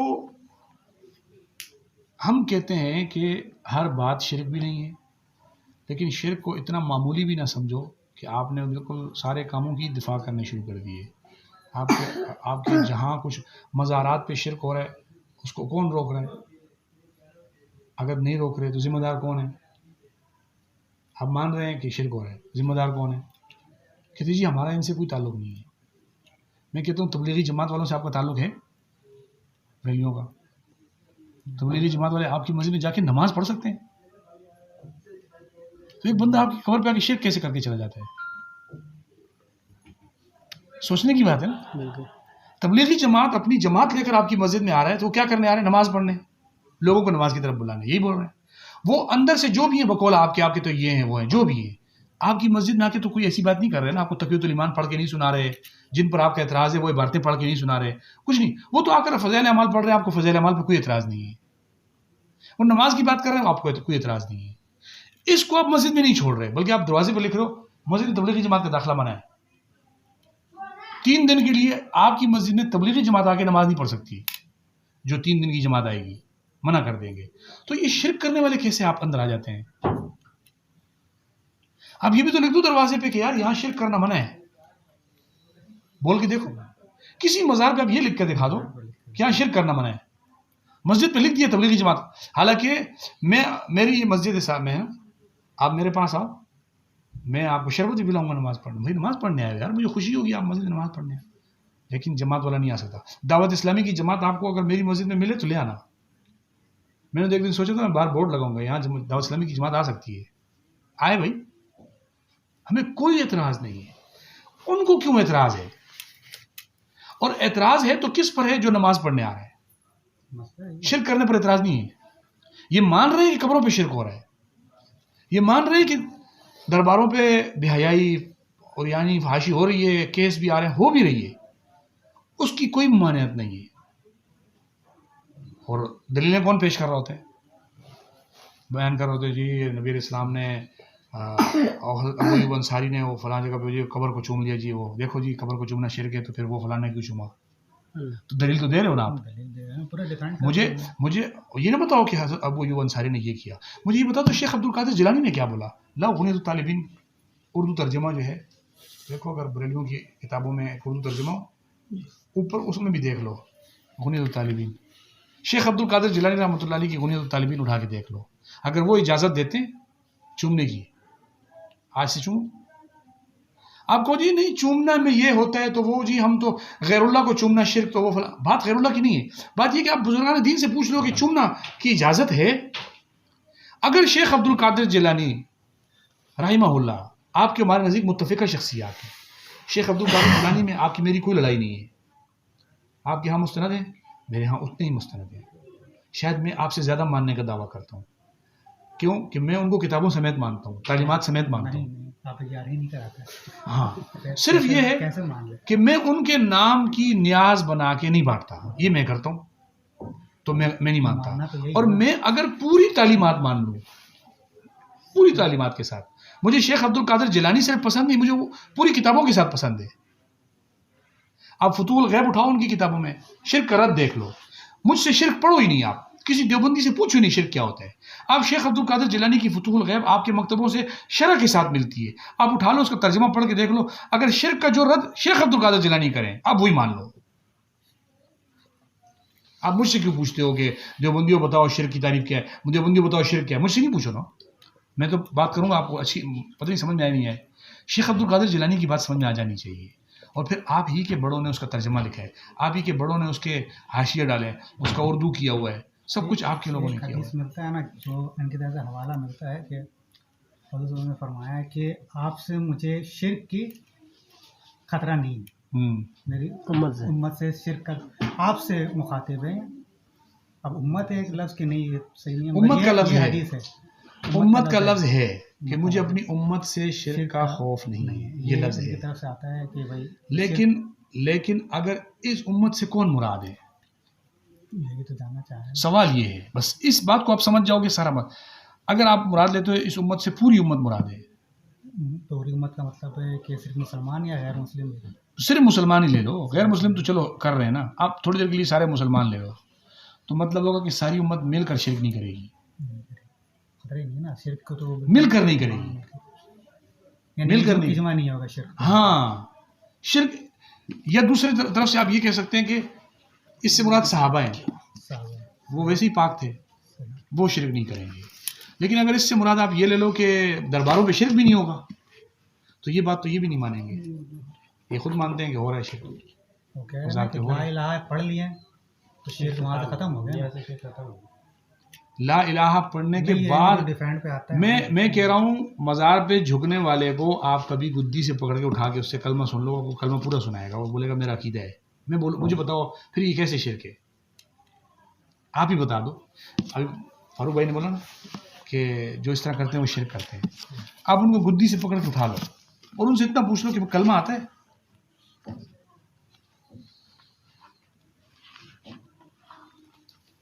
قادری والی نا یہ دیکھو مکتبۃ المدینہ یہ بھی ہے. میں آپ کو باقاعدہ ویڈیوز دکھاؤں گا، حنیف قریشی، غفران سیالوی، بڑے بڑے بریلوی علماء کی، جو اس بات پر دلائل دے رہے ہیں کہ قبر کو چومنا جائز ہے. آپ کو یاد ہوگا عمران خان نے قبر چومی تھی پاک پتن کی، اس کے بعد ویڈیوز آئی تھی غفران سیالوی کی، حنیف قریشی، بڑے بڑے، جی قبر چومنا جائز ہے. اب میرے سے کیوں پوچھتے ہو کہ قبر چومنا جائز ہے؟ آپ شیخ عبد القادر جیلانی سے پوچھ لو یار. یہ غنیت الطالبین ہے اردو میں، محبوب سبحانی حضرت سید شیخ عبد القادر جیلانی رحمۃ اللہ علیہ، مولانا صدیق ہزاروی سعیدی، عبدالحکیم شرف قادری، آپ کے مسلک کے دونوں عالم نے ترجمہ کیا ہوا ہے. آپ ان سے ہی پوچھ لو.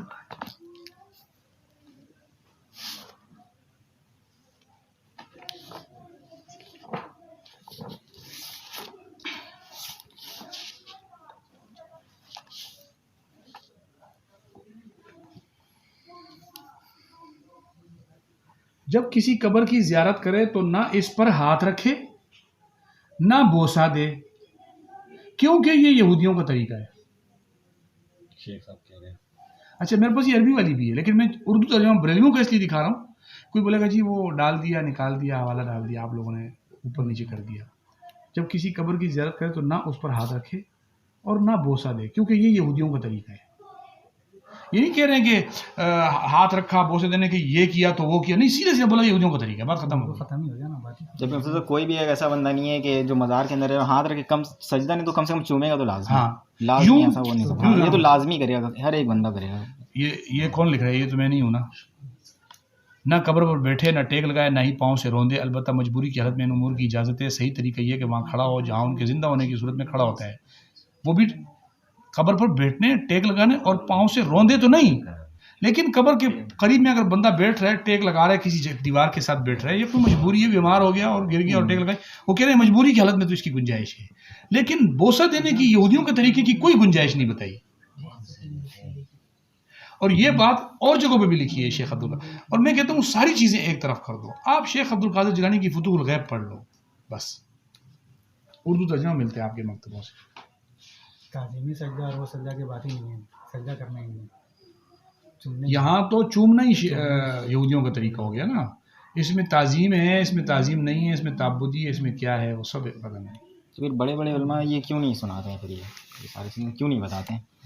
اصل میں دیکھو بات یہ ہے کہ تھوڑی سی مجبوریاں ان کی بھی ہیں. آپ لوگ پھر نہیں دو گے کچھ بھی, 11ویں 12ویں نہیں دو گے, آپ کھانا پینا ان کا سسٹم ہی بند کر دو گے, وہ کیسے بتائیں گے لوگوں کو یہ باتیں. وہ جو آپ مطلب دنیا کا نقصان ہو جائے. لیکن وہ جو آپ کتاب دکھلا دیں نا امام راضی رحمۃ اللہ علیہ سے, وہ بھی دکھلا دیں, یا جو چیزیں ہیں نا وہ نکال آپ کے ذہن میں جو بات ہے جو ہے وہ پوچھو نا, ریلیکس وہ پوچھ لیں. اور اگر بالفرض آپ کبھی پھر آتے ہیں تو کوئی بات نہیں, آپ آ جائیں. میں نے آج اس کو بولا تھا میں آدھا گھنٹہ ٹائم دوں گا, میرے مہمان باہر بیٹھے ہوئے تھے, میں سب کو چھوڑ چھاڑ کے آپ کے پاس آ کے بیٹھ گیا کہ یار جو باتیں آپ سے کرنی ہے, آپ کا ٹائم ضائع نہ ہو, آپ دور سے ہیں, ہمارے مہمان ہیں, آپ سے ایک بات ہو بات ہے جائے. وہ آپ کے دل میں کوئی ہے بات تو آپ کر دیں. حدیث قدسی جو آپ وہ دے دو نا, ایشو نہیں ہے, دیکھو نکال دو. میں چاہ رہا ہوں نا کہ آپ یہ کہہ رہے ہیں کہ مطلق استعانت جو ہے وہ بزرگوں سے کرنا, اس کا جو ہے وہ شرک ہے, ایسے ہی فرما رہے. آپ اپنی بات پوری کر لیں. مطلب میں یہی پوچھنا چاہ رہا ہوں. میں نے آپ سے کہا کہ استعانت کا جو آپ لوگوں کے بڑوں کا عقیدہ ہے وہ غلط ہے. آپ کے ہاں استعانت پر صرف ولی کا نام نہیں ہے, استعانت میں شیطان بھی داخل ہے, شیطان سے بھی لے لو, وہ بھی کرتا ہے, دور سے بھی دیکھتا ہے, سنتا بھی ہے, مدد بھی کرتا میں ہے. صرف اتنا کہہ رہا ہوں کہ استعانت جو اولیاء باقی جہاں تک تعلق ہے, میں میرا عقیدہ پوچھو گے تو میں اپنا میں عقیدہ آپ کا بتاؤں گا. عقیدہ نہیں پوچھ رہا, میں صرف یہ پوچھ رہا ہوں کہ آپ کے کہنے کا مقصد صرف اتنا ہے, آپ عالم ہے, میں غیر عالم ہوں, ظاہر سی بات ہے میں اپنے لیول کے حساب سے ہی بات کروں گا. تو میں صرف اتنا پوچھنا چاہتا ہوں کہ استعانت کا آپ نے ابھی کہا ہمارے ہاں مطلق استعانت کی میں نے بات نہیں کی. استعانت ما فوق الاسباب ہے. ایک ہوتا ہے کہ یار میں کہوں یہ تکیہ اٹھا کے دو, تو میں نے آپ سے استعانت کی ہے, لیکن یہ آپ کی دسترس میں ہے, ٹھیک ہے, آپ یہ اٹھا کے دے سکتے ہیں, صحیح ہے, لیکن ایک چیز آپ کی دسترس میں نہیں ہے. میں کہتا ہوں یار یہ جیسے میں نے ایک جگہ پڑھا تھا, کتاب بھی میں نے دکھائی تھی ابھی, بس ہے نہیں, اس میں یہ لکھا ہوا تھا, کیا نام ہے, اشرف علی تھانوی صاحب رحمۃ اللہ علیہ کا میں نے بتایا تھا کہ امداد الفتاوی. مزار میں جو ہے وہ ایک شخص حاضر ہوا, اس نے دعا کی کہ صاحب مزار سے کہ میرے پاس کھانے کو کچھ بھی نہیں ہے. تو لکھنے والے لکھ رہے ہیں کہ مزار سے ہی اس کو جو ہے وہ کچھ پیسے ملتے تھے. کچھ پیسے ملتے تھے. تو خواب یہ کا بھی- واقعہ ہے. نہیں, یہ بیداری کا واقعہ ہے, اس کو پھر بعد میں بھی وہاں مزار سے ملتے رہے. خواب کا ایک تو ہے کہ یہ خواب کا واقعہ ہے, لیکن جو اس آپ کتاب بتا میں جو رہے ہیں میں نے آپ کو دکھایا تھا اس میں خواب کا ذکر وہ نہیں تھا. میرے پاس ہے, وہ میں آپ کو دکھا دوں گا. نمبر ایک تو یہ ہے کہ وہ خواب کا واقعہ ہے, ٹھیک ہے. صحیح ہے. اور شاہ عبد العزیز رحمۃ اللہ علیہ نے بھی استعانت کے حوالے سے جو لکھا ہے کہ قبر اور بتوں میں فتاوی بڑا فرق عزیزی. ہے. فتاوی, اس میں کئی اقسام ہیں, میں نے اس سے بات ہاں، کرنی تھی, میں نے آپ سے نہیں بات کی. اس میں فتاوی عزیزی ہے, اس کیا میں ہے؟ بھی استعانت اسی حوالے سے ہے کہ جیسے کہ آپ کسی چیز سے لیتے ہیں یا کسی سے مانگ رہے ایک ہیں, جگہ اور میں وہ اس کے نے دسترس میں ہو, وہ دے رہے ہیں, تفسیر وہ تو عثمانی کر میں ایک سکتے ہیں. جگہ میں نے پڑھا سورہ وہ تو فاتحہ مادات الاسباب ہو گیا نا. یہ تفسیر عثمانی میں نے پڑھا تھا کہ اس میں لکھا ہوا تھا کہ اگر اولیاء اللہ سے استعانت کی جائے اور ان کو یعنی کہ اصل نہ سمجھا جائے, جیسے میں نے کہا تھا کہ ان کو اللہ کی عطا سے سمجھا جائے تو پھر جائز ہے. نہیں, اللہ کی عطا والی جو بات ہے نا وہ اور اس میں فرق ہے. اس میں کیا لکھا ہوا ہے؟ ہمارے ہاں میں نے ایک جملہ پہلے آپ کو بولا تھا کہ ہمارے ہاں استعانت ما تحت الاسباب شرک نہیں ہے. نہیں, اس میں یہ لکھا ہوا ہے کہ اولیاء اللہ سے استعانت کر سکتے ہیں جب تو وہ میں بتاتا ہوں نا, وہ میں بتاتا ہوں نا آپ کو, میں آپ کو بتاتا ہوں. تصوف کی اصطلاح میں استعانت کیا معنی دیتا ہے؟ تصوف کی اصطلاح میں جو ایک ہوتا ہے لفظ استعانت, مدد چاہنا. تصوف کی اصطلاح میں نے شیخ عبد القادر جیلانی, میں کوئی حوالہ ڈھونڈ رہا تھا اور میں نے کہا کہ یار یہ مجھے کہاں ملے گا. میں نے شیخ عبد القادر جیلانی کی کتاب میں دیکھا, مجھے حوالہ مل گیا. تو کہتے یار شیخ عبد القادر جیلانی نے نا میرا مسئلہ حل کر دیا. ایک ہے یہ کہ مجھے کتاب میں مل گیا, جیسا کہ پرانی کتابوں میں لکھا ہوا آتا ہے اذا تحیرتم فی الامور فاستعینوا باہل القبور, جب تمہیں کسی مسئلے میں پریشانی ہو تو تم بزرگوں سے اس مسئلے کو مدد مانگو. تو اس کا ترجمہ خود شیخ عبدالمجید الافسانی نے بھی لکھا ہے. کیا مفہوم ہے؟ کہ آپ ان کی کتابیں اٹھاؤ، مسئلہ مسئلے میں پھنس گئے، آپ کتاب اٹھاؤ، مسئلہ حل نکالو، مسئلہ حل نکال کے پڑھ لو. یہ ہے فاستعینوا بأہل القبور. اس استعانت سے ہم بالکل انکار نہیں کرتے. نمبر 2، ایک استعانت ہے کہ آپ مزار کے پاس جاتے ہیں، آپ صاحب مزار کو مخاطب کر کہتے ہیں کہ وہ اللہ سے آپ کے لیے مانگے، یا میرے لیے اللہ سے مغفرت مانگ، یا میرے لیے اللہ سے یہ میرا مسئلہ حل کروانے کے لیے مانگ. اس کو بھی ہم استعانت ہی کہتے ہیں. ہمارے نزدیک یہ بھی غلط نہیں ہے. یہ جو آپ کہتے ہو نا غیر مستقل سمجھ کر استعانت کرنا، وہ اس معنی میں ہے. بزرگ سے استعانت نہیں ہو رہی، یہ استعانت تھی اللہ سے. ہم نے اس کو کہا، جیسے ہم زندہ کو کہتے ہیں، اگرچہ تھنوی رحمۃ اللہ علیہ نے لکھا ہے کہ ہم اس کو عام عوام الناس کو اس کی اجازت نہیں دیتے، لوگ اس کی حدود کا خیال نہیں کرتے. ورنہ قرآن کے اندر آیت موجود ہے، مطلب انہم اذ ظلموا انفسہم جاؤ کا، کہ اگر کوئی انسان آپ کے اپنے اوپر ظلم کیا ہوا اور آپ کے پاس آ جائے اور آپ کو کہے کہ آپ اللہ سے اس کے لیے مغفرت مانگو، اور آپ نے مغفرت مانگ لی، تو اللہ کے رسول ہم اس کو معاف کر دیں گے. یہ بھی استعانت ہے. لیکن ایک استعانت، اس استعانت کو لے کر آپ کون سی استعانت ثابت کر رہے ہو؟ آپ ثابت کر رہے ہو بچے مانگنا، ڈائریکٹ مانگنا، یہ آپ مستقل مانگ رہے ہو. وہ جو مزار میں جو ہو رہا تھا، شیخ میں آپ کے پاس آیا ہوں اور آپ نے خواجہ اجمیر کی دربار پہ، آپ اس پہ چلے جاؤ، سرچ کر لو فیس بک پہ، اس کے بعد ویڈیو ہے، آپ سرچ کر لو. وہ کہہ رہے بابا غریب نواز میری کشتی پار لگا، میرا بیڑا حل کر دے، ہماری دعائیں قبول کر لے، ہم نے آپ کے دربار میں آ کے چیز پیش کی ہے تو اس کو قبول کر لے. یہ کیا ہے؟ ایک ایمان تاریخ کی بھی ہے نا ویڈیو، اس نے بھی ایک مزار میں بات، اس کی بھی ہے. اس میں یہ تو نہیں ہے نا کہ آپ میرے لیے یہ اللہ سے یہ مانگو. یہاں اس سے کہا جا رہا ہے، اس کو کہتے ہیں مستقل غیر مستقل. نہیں، جو میں نے آپ کو بھی بتایا تھا نا، اشرف علی تھانوی رحمۃ اللہ علیہ کا، انہوں نے لکھا ہے کہ انہوں نے صاحب مزار سے ڈائریکٹ مانگا. بھائی میں نے پہلے نمبر پہ ایک بات آپ کو بتائی ہے کہ آپ کے فتاوی رضویہ میں بھی یہ بات لکھی ہوئی ہے، عقائد کی کتابوں سے عقائد ثابت ہوتے ہیں، تصوف کی کتاب سے عقائد ثابت نہیں ہوتے. ٹھیک ہے، آپ تصوف کی کتاب اٹھا کے کہیں گے جس سے آپ کا یہ عقیدہ ثابت ہے، ہمارا یہ عقیدہ ثابت نہیں ہے. نمبر 2 بات یہ ہے کہ آپ کے لیول پہ میرے لیول میں آسمان زمین کا فرق ہے. نہیں آپ خود کے سوال کرو. میں نے تو آپ کو لیول پہ تو میں نے بات ہی نہیں کی، میں تو آپ کو وہیں پہ اتر کے بات کر رہا ہوں جہاں آپ بات کر رہے ہو. آپ خود سوال کا مسئلہ نہیں، سوال آپ کرو. دیکھو نا، جس نے آپ نے فتاوی تفسیر عثمانی کے جو آپ نے حوالہ دیا تھا نا، اس میں تو حضرت خود کہہ رہے ہیں کہ ان کو برحمت دیکھو. اب یہ شاہ عبدالعزیز محدث دہلوی رحمۃ اللہ علیہ نا، متفقہ ہے نا یہ شخصیت، تم نے اسی کی دی تھی وہ. ہاں یہ دیکھ لو. اول یہ کہ مدد چاہنا دوسری چیز ہے اور پرستش دوسری چیز ہے. عوام مسلمانوں میں یہ نقصان ہے کہ وہ لوگ خلاف شرع طور سے اہل قبور سے مدد چاہتے ہیں، مگر وہ بھی پرستش نہیں کرتے. بت پرست لوگ بت سے مدد بھی چاہتے ہیں اور پرستش بھی کرتے ہیں.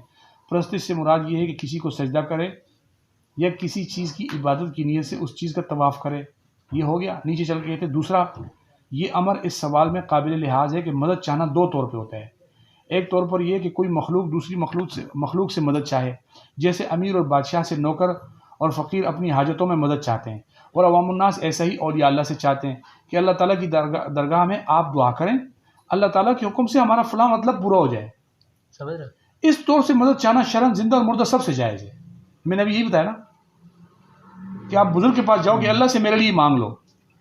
تیسرا طور پر مدد چاہنے کا یہ ہے کہ جو چیزیں خاص اللہ تعالیٰ کی قدرت میں ہیں. اچھا، یہ خاص اللہ تعالیٰ کی قدرت میں کا کیا مطلب ہے؟ کہ اللہ نے عطا کی ہوں گی؟ نہیں کی ہوں گی تو خاص اللہ کی قدرت میں نا. مثلا لڑکا دینا یا پانی برسانا یا بیماریوں کو دفع کرنا. یہاں کیا ہو رہا ہے؟ لڑکے نہیں مانگے جا رہے قبر سے، بیماریاں دور نہیں کرنے کی طرف دعائیں ہو رہی. یا عمر زیادہ کرنا یا ایسی اور چیزیں جو خاص اللہ کی قدرت میں ہے.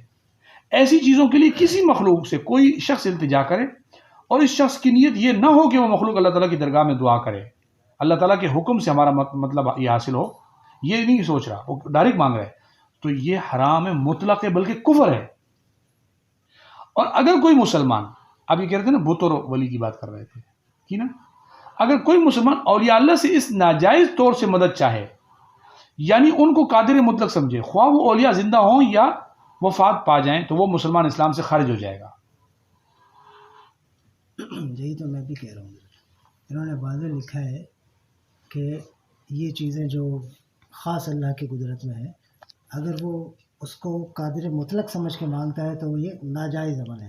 لیکن اگر اس کی نیت یہ ہے کہ وہ ان سے لے کے دیں گے، اللہ سے لے کے، وہ نیت کے ساتھ وہ الفاظ بھی موجود ہیں کہ الفاظ یہ ہونے چاہیے کہ مجھے لے کے دو. الفاظ وہ بول رہے ہیں، نیت کچھ اور کر رہا ہے. یہاں پر لفظ بھی لکھے ہوئے ہیں، کون سے لفظ پہ کون سی نیت ہوگی. ڈائریکٹ مانگ رہا ہے، پھر کہتے ہیں میری نیت یہ کہ اللہ سے بابا جی بچہ دے دو. اس میں کہاں ہے، اس میں کوئی نیت کرنے کی ضرورت ہے. سیدھا سیدھا آپ بولو یا اللہ سے لے کے دے دو. یہ نہیں بول سکتے تھے. ضروری ہے یہ انہی سے مانگنا ضروری ہے. پھر آپ کہہ رہے ہو کہ وہ یہ جو ہم مانگ رہے ہیں نا اللہ نے ان کو عطا کیا ہوا ہے، ہم اس لیے مانگ رہے ہیں. آپ تو یہ کہہ رہے تھے ابھی. ایک جگہ میں نے اور بھی پڑھا ہے سیرت میرے خیال سے، اس میں لکھا ہوا ہے کہ حضرت بس میں انہوں نے کیا کہا تھا، اللہ کی عطا سے وہ ہمیں دیتے ہیں. تو عطا سے کب ہوگا، جب ہم ان سے ڈائریکٹ مانگیں گے نا، یا نہیں. ہاں ڈائریکٹ مانگیں گے، اللہ نے دیا ہوا ہے. یہ کہ ابھی کہہ رہے ہیں کہ نہیں دعا، تو دعا کی تو بات ہی، دعا تو تب ہوتا ہے جب میرا یقین ہو کہ اللہ نے ان کو نہیں دیا ہوا. بھائی یہ آپ کے پاس ہے تو میں بولوں گا یہ مجھے دو نا. جب میں کہہ رہا ہوں بھائی یہ مجھے یار یہاں ان سے لے کر دو، تو اس کا مطلب ہے کہ یہ آپ کے پاس نہیں، یہ ادھر ہے. ایک جگہ اور بھی میں نے پڑھا سیرت میں، پہلے یہ ثابت کرنا ہوگا کہ اللہ کی عطا ان کے پاس ہے، یہ والی ہے.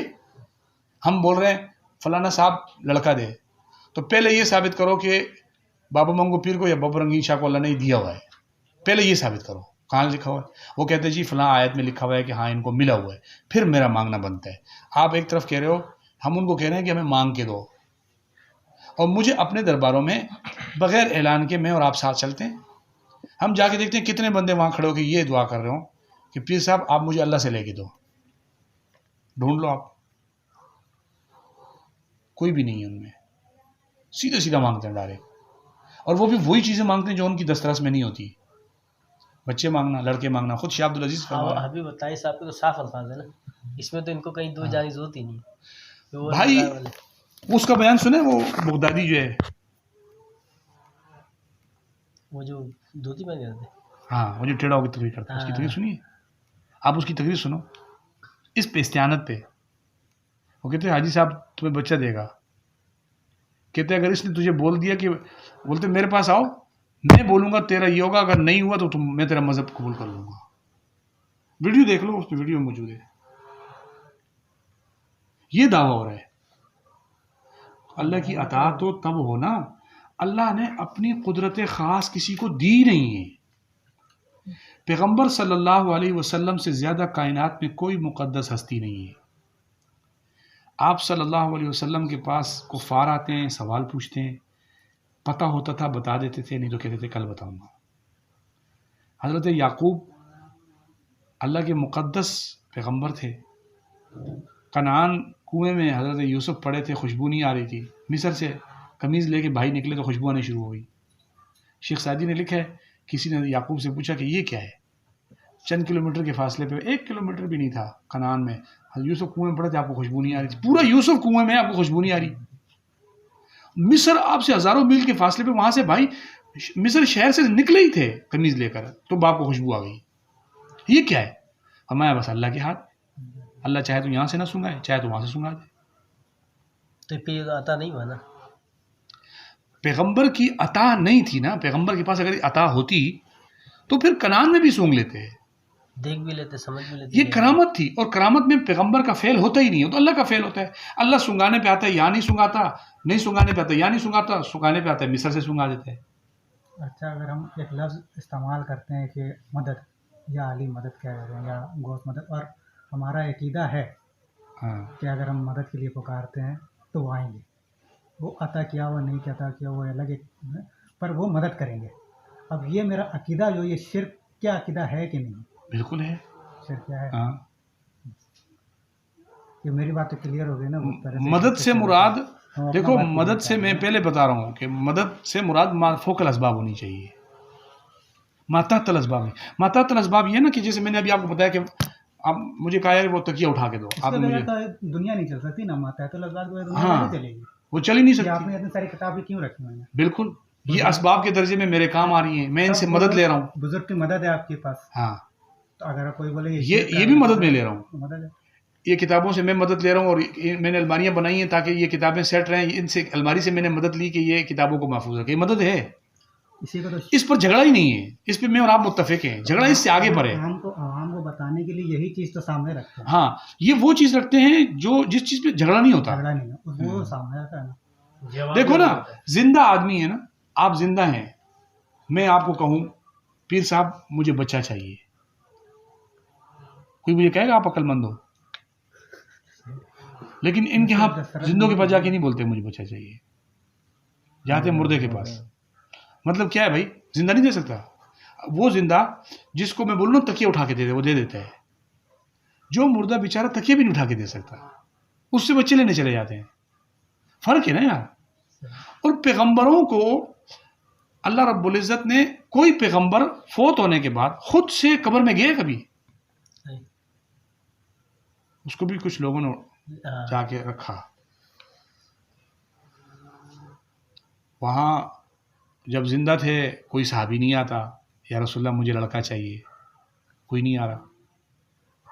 نبی خود بھی فرما رہے اللہ میری قبر کو شرک سے بچا کے رکھنا. قبر بھی کوئی نہیں جا رہا، وہاں جا کے نہیں بول رہا. میلے ٹھیلے کے لیے میری قبر کو نہ رکھنا، وہ بھی نہیں ہو رہا. حکومت جس کی بھی ہو، آپ کے دشمنوں کی، آپ کے دوستوں کی، حدیث تو پوری ہو رہی ہے. وہ ٹھیلے، وہ میلے، وہ سارا کام کسی اور کے مزار پہ ہو رہا، اور وہ بھی اس بزرگ کے مزار پہ جب تک وہ زندہ تھا نہیں تھا. ممتاز قادری زندہ تھا، کوئی بچے لینے گئے؟ ابھی اس کی مزار بنی اسلام آباد میں، آپ چلے جاؤ، لوگ مانگ رہے ہوں گے بچے. حضرت ایک سوال، ایک بات، یہ سوچنے والی بات ہے نا کہ بھائی ایک بندہ زندہ تھا تو آپ نہیں جا رہے اس کے پاس. آپ جاتے جیل میں، وہ جیل میں تھا، آپ بولتے یار ایک بچہ دے دے کیونکہ تو پھر مر جائے گا، تو پھر دے گا، ابھی دے دے، زندہ ہے. کوئی نہیں جا رہا تھا، قبر میں چلا گیا. یہ اس چیز سے نبی پاک صلی اللہ علیہ وسلم نے امت کو دور رکھا تھا. یہ ہاتھ لگانا قبر کو، اس میں کون سی برائی ہوگی کہ اس کو یہودیوں کا طریقہ کہا گیا ہے؟ تاکہ آپ دور ہو جائیں جگہ تک نہ. ہاں آپ اس کے قریب نہیں جاؤ. وہ یعنی قبر کے ساتھ جو مسنون عمل ہے وہ کرو، اس کے ساتھ آپ اس کی لپائی کرو، آپ اس کے اوپر فاتحہ پڑھو، آپ اس کے لیے دعا کرو، آپ اس کے وسیلے سے دعا کرو. جس چیز کی اجازت ہے ملتی جائے کرتے جاؤ. جہاں روکا جا رہا ہے سمجھ جاؤ کہ اس کے آگے کچھ ہے. شروع میں روکے، ہاں وہاں شروع سے رو. بہت سارے شریعت میں احکامات ایسے ہیں کہ جو احکامات خود بنفس ہی گناہ نہیں ہیں، ان کو اس لیے روکا گیا کہ گناہ کی طرف لے جاتے ہیں. ان میں یہ بھی ہے. اگر اس میں کوئی کہہ دیتا ہے کہ یار یہ شرک ہے، تو اس کا یہ مطلب نہیں ہوتا کہ یہ عمل شرک ہے. بعض دفعہ وہ عمل شرک کی طرف لے جانے والا ہوتا ہے، لیکن اس کو پہلے روک دیا جاتا ہے. حضرت آدم اور حضرت حوا کے ہاں ایک بیٹا پیدا ہوا تھا، انہوں نے اس کا نام عبد الحارث رکھا تھا. قرآن مجید میں آیت پڑھ لینا، وہ آپ خود پڑھ لینا، آپ کو پتہ چل جائے گا کیا لکھا ہوا ہے. بتا دیں. اللہ تعالیٰ نے فرمایا کہ ان دونوں نے شرک کیا.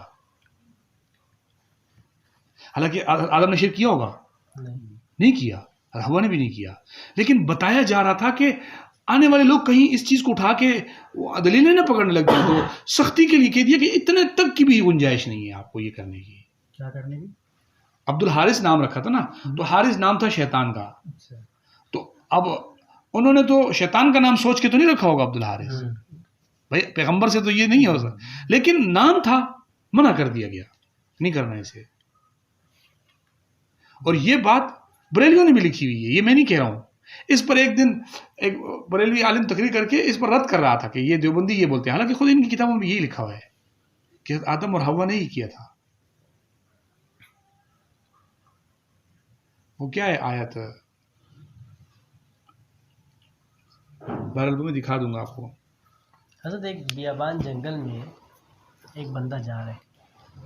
حدیث میں آتا ہے کہ جب آپ کھو جاؤ تو یا عبادی اویس نے، جیسے رشید اعینونی یا عباد اللہ، جی ہاں، وہ راشد محمود راشد رضوی نے صاحب نے بھی یہی بات کی ہے. تو یہ تو وہاں پہ کوئی بھی نہیں ہے، تو پھر کیسے؟ کیوں نہیں ہے؟ جنات نہیں ہوتے؟ جنات نہیں ہوتے؟ آپ راستہ بھٹک گئے، آپ کو کوئی انسان نظر نہیں آ رہا، جنات نظر آتے ہیں آپ کو، تو آپ یہ اس لیے کہو گے کہ اگر کوئی جن سن رہا ہوگا تو وہ اپنا روپ بدل کے انسان کی شکل میں آ جائے گا، آپ کو راستہ دکھا دے گا. اچھا، تو یہ تحت الاسباب فوق الاسباب کو مسئلہ تو نہیں ہے اس میں؟ نہیں، اندھا ہے ایک آدمی, جن کے لیے آپ اندھے ہی ہیں نا, آپ کو جنات نظر نہیں آتے. ایک اندھا ہے روڈ پہ کھڑا ہوا ہے, کہتے بھائی کوئی میرا ہاتھ پکڑ کے یار میرے کو روڈ کراس کروا دے, یہ مشرک ہے یا یہ کسی سے مدد مانگ رہا ہے. ایسے ہی ہم جنات سے اندھے ہیں, ہم جنات کو نہیں دیکھتے. کوئی بندہ جنگل میں جا کے بھٹک گیا, وہ وہاں کھڑے ہو کے بولے گا اعینونی یا عباد اللہ, یا مجھے رستہ دکھاؤ, یا اس طرح کی کوئی جملہ کہتا ہے, اور کوئی انسان کی شکل میں جن آ جائے گا اس کو رستہ دکھا کے چلا جائے گا. یہ اس لیے کہا گیا ہے. اس کا یہ مطلب نہیں ہے کہ مدد صرف جنگل میں ہی مانگنی ہے. اگر جنگل میں مدد ثابت کر رہے ہو تو پھر جنگل میں ہی ثابت کرو نا, پھر کراچی شہر میں تو نہیں ثابت کرو نا. اگر ہم اس کے جواب میں کہیں, جیسے اگر کوئی کہتا ہے کہ بھائی مانگنا جائز ہے, اور وہ اگر یہ کہتا ہے کہ اب یہ بھی تو ایک آیت ہے نا کہ آپ جنگل میں اگر کھو جاؤ تو اس طرح سے مدد مانگو, تو یہ بھی مدد جو مانگ رہے ہیں وہ بھی جائے گا. تو وہ تو میں ابھی تھوڑی دیر پہلے یہی بات ہوئی تھی نا کہ ہمارا ماتحت الاسباب کسی مدد پہ جھگڑا ہی نہیں ہے. یہ ہے ماتحت الاسباب کہ آپ کو جنات نظر نہیں آ رہے, یا کبھی ایسا بھی ہوتا ہے درختوں کے پیچھے کوئی بیٹھا ہوا ہوتا ہے. جنگل سے مراد تو یہی ہے نا کہ یار کہیں کوئی چھپ کے بیٹھا ہوگا, آپ نہیں دیکھ سکو گے, تو ہو سکتا ہے آپ کی آواز وہاں پہنچ جائے. کوئی انسان ہی بیٹھا ہو, یہ جنگل میں آپ کی آواز گونجے گی, کہیں دور تک پہنچ جائے گی, اور وہاں سے کوئی آ جائے گا.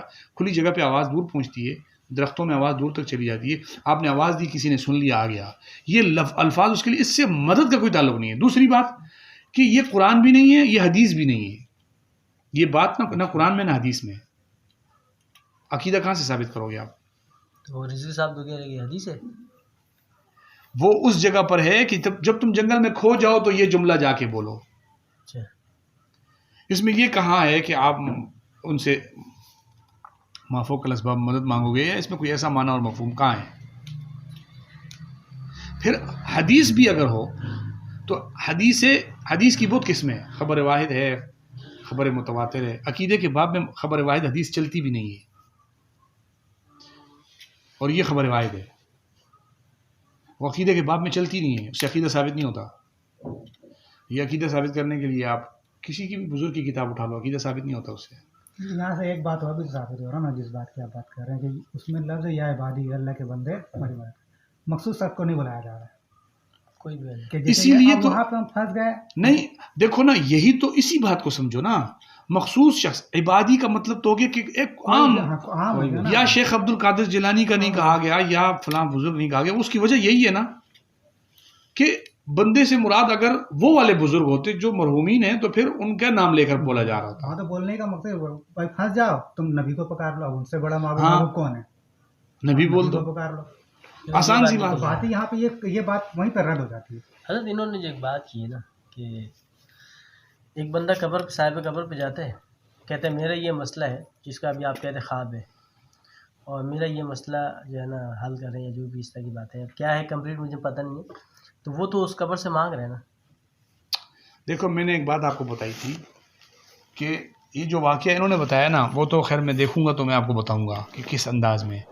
لیکن میں نے ایک جملہ آپ کو بتایا تھا کہ ہمارا عقیدہ جو ہوگا نا وہ قرآن و سنت اس کا ماخذ ہوگا, کوئی واقعہ نہیں ہوگا. عقیدہ تو دکھتا ہے نا, عقیدہ آپ کہیں کہ وہ دکھے گا, نظر آئے گا, وہ ہمارے اندر بھی ہوگا, وہ آپ کے عمل سے دکھے گا. ہاں, عمل سے دکھے گا. اگر میرا عقیدہ یہ ہے تو میں بھی, مجھے پھر دیکھو نا, اگر میری کتاب میں لکھا ہوا ہے تو سب سے پہلے تو مجھے جانا چاہیے تھا مزاروں پہ جا کے, میں مانگتا ہوں وہ بات کیسے. ختم ہو گئی نا, بات وہیں ختم ہو گئی. ہمارا عقیدہ وہ ہے ہی نہیں, تو ہمیں اس کی تشریح کرنے کی کیا ضرورت ہے اس بات کی. آپ کا عقیدہ آپ کے عمل سے, کردار سے نظر آ رہا ہے. ہم آپ پہ کوئی ایسا عقیدہ نہیں تھوپ رہے جو آپ کے کردار سے نظر نہ آ رہا ہو. آپ ہماری کسی بھی بات کو اٹھا کے ہمارے سے وہ والا نظریہ کیوں منوانا چاہ رہے ہو جو ہم مانتے ہی نہیں ہیں. یہ بھی تو بات ہے نا, ہمارے نہ کردار میں وہ چیزیں نہ عمل. آج تک کس دیوبندی نے کسی مزار پہ جا کے وہ کیا ہو اور پھر کہا ہو کہ دیکھو جی ہمارے بزرگ نے یہ لکھا اس لیے میں کر رہا ہوں. اور ایسی کوئی بات ہو جو تمہارے ذہن میں, جو تم نے بات دی تھی, ایک دو تو میں نے بات کر لی, اور کوئی ایسی بات ہو تو کامران بار کر لا کوئی ایسے سوال فاروق میں نہیں کہہ رہا ہوں, کوئی ایسی بات اور بھی ذہن میں آ رہی ہوں. فاروق بھائی کا سوال ہاں, تو اس میں فاروق خاموش ہو چکے ہیں, سوچ رہے ہوں شاید ہم اکیلے ہیں, نہیں تو میں نے کہا چند سوال ہم بھی اس کی طرف سے کر لیں نا. دیکھو, ایک بات میں آپ کو واضح, ایک بات میں آپ سب کو واضح کر دوں, نہیں بیلی علماء کے پاس بھی گیا ہوں, اور ہمارے یہاں تو آپ سب آ گئے ہو نا. میں وہاں گیا ہوں, ایک جھگڑا, ایک فساد, ایک شور شرابہ ہوا ہے, صحیح. جیسے انہوں نے سوال کیا, میں بھی ویسے سوال کرتا ہوں, لیکن ایک فساد ہوا ہے, دوبارہ ہم جا نہیں سکتے, ایک نہ کوئی ٹینشن ہو گیا. ابھی اتنے دیر سے آپ لوگ بات چیت کر رہے ہو، کوئی ایسا مسئلہ نظر آیا ایک اور بات کسی یہ نے ظفر بھی بھائی، کوئی مداخلت کی ہو؟ میں ایک بات سمجھاؤں جو کہنا کیا چاہ رہا ہوں، نہیں ہے نا؟ تو اس کا مقصد یہ ہوا کہ آپ جو مسئلہ ہے کھول کے السلام ورحمۃ اللہ. کھول کے صاف ستھرے چلے گئے الفاظ آپ؟ میں، یہ نہیں سمجھو کہ ہمیں برا لگے گا. آپ کہو کہ آپ کا کون یہ بولے؟ عقیدہ آپ کو شرکی ہے، آپ ڈائریکٹ بولو، پھر اس کا ہم جواب دیں گے ہم نا، جائیں گے ان کے پاس. کہاں ہم اس کا باہر؟ جواب میں تو دیں باہر گے. ابھی دیکھا آپ نہیں تھے. ہم اس کا جواب دیں گے. تو ایسی چیز بھی اگر ہے تو کھل کے آپ بات کریں، کوئی مسئلہ نہیں ہے. کہاں؟ ہم اتنی دیر بیٹھے ہیں نا، کوئی فائدہ ہو جائے اس مسئلے چلو پر، آ جاؤ پھر. یا کہاں تک آپ لوگ پہنچے ہو، کوئی اپنا رزلٹ بتاؤ کہ ہم یہاں تک پہنچے ہیں اس مسئلے پر، یہاں پہ ہمارا پینڈنگ رہتا ہے. دیکھو مفتی صاحب نے ساری باتیں بتا دیکھو دی. میں ایک بات آپ کو بتاؤں، تھوڑا سا میرا ایک آج کی میری طرف سے معذرت قبول کریں کوئی مسئلہ نہیں. کہ میں نے آج آپ کو وقت جو دیا ہے نا، ان کا میسج میں نے ابھی تک بھی نہیں سنا ہے. میں نے ابھی ان کو بتایا ہے کہ میں نے آپ کا میسج نہیں سنا. ابھی جو باہر جو بندے بیٹھے ہوئے تھے نا، یہاں علاقے میں بجلی نہیں ہے، یہ بجلی والے آئے تھے، تو میں علاقے کے لیے رفائی کام بھی کرتا ہوں. تو میں نے ان کو یہ اچانک، انہوں نے مجھ سے ٹائم لیا ہوا تھا تو میں نے ان کو چھوڑ دیا باہر ہی. میں آپ لوگوں کے پاس آ گیا، آپ کو پورا ٹائم دیا ہے. کیوں کہ آپ میرے مہمان ہیں، آپ باہر سے آئیں. اچھا نہیں لگتا کہ آپ بولو یار میں سوال پوچھنے آئے تھے، انہوں نے ٹائم ہی نہیں دیا. سارا کام چھوڑ کے آپ کو، یہ ضروری ہے، یہ زیادہ ضروری تھا. وہ دوسرے نمبر پہ، دنیا دوسرے نمبر پہ، آخرت پہلے نمبر پر ہے. تو میں نے آپ لوگوں کو ٹائم دیا ہے. میں نے کوئی کتاب اٹھا کے پہلے سے نہیں رکھی ہوئی تھی. ٹھیک ہے. وہ میں نے آپ نے کچھ سوالات کیے. آپ ایک ترتیب کریں کہ ایک سوالات کی لسٹ جو بھی آپ کے دل میں ہو کھل کر بلا تکلف ظفر کو بھیج دیں. میں ایک ٹائم دے دوں گا جس ٹائم میں بھی بالکل فارغ ہوں. میں سارے کام چھوڑ دوں گا آپ کے لیے، میں بیٹھ جاؤں گا. آپ کو آپ کے لکھے ہوئے تمام سوالوں کی تسلی بخش جواب دینے کی کوشش کروں گا انشاءاللہ، اگر میری طرف سے آپ کو اطمینان ہو جائے. دیکھو حق کو تلاش کرنے کی کوشش انسان کو کرتے رہنا چاہیے. میری بات صرف اتنی سی ہے کہ میں تو اپنی بات میں بالکل متفق ہوں اور مطمئن بھی ہوں اپنی بات پہ نا؟ ہاں میں اپنی بات، مقصد یہ اپنے عقیدے پہ جو یہ کہہ رہے ہیں کہ ہم دور سے مانگتے ہیں، ہم اس میں مطمئن ہیں. نہیں اس میں جو میرے نظریات ہیں تھوڑی دیر میں آؤں گا. ظفر بھائی اور انہوں نے جو بات چیت کی تھی اس کے حوالے سے ہم نے کوئی بات نشستیں بھی کی. میں ہوں براڈ مائنڈ آدمی، میرے نزدیک کوئی بھی مسئلہ نہیں ہے. میں شیروزہ بھی لگا چکا ہوں اس کے ساتھ، ٹھیک ہے، اور جامعہ خلیلیہ میں اکثر وہاں نماز بھی پڑھتا ہوں، وہاں بیٹھتا بھی ہوں. پھر آپ بریلوی نہیں ہو؟ وہاں فضائل اعمال بھی درس بھی دیتا ہوں. آپ اپنے آپ کو بریلوی پھر کہیں نا. اور میں ابھی میں نے ابھی کچھ ہی دن پہلے کلپ سنی نا الیاس قادری صاحب کی، جس میں صاف لکھا ہوا ہے، صاف یعنی کہ بول رہے ہیں کسی غیر مذہب بد مذہب کی کلپ آپ سنیں گے، وہ میرے نزدیک تو آپ کلپ سے زیادہ آپ بیٹھ جائیں. صحیح. ہاں عمر صاحب اور اسی والا بھی اذان سلام کیا میرے تھا. نزدیک جو شدت ہے نا، صحیح. جس کو میں شدید نفرت سے دیکھتا ہوں، وہ سوائے اہل حدیث کی اور کوئی نہیں ہے. کیا چیز؟ جیسے یہ بتا رہے ہیں نا بد مذہب، اکثر میں عمر سے بھی ذکر کرتا ہوں، ایک اور دوست ہے ان سے بھی ذکر کرتا ہوں.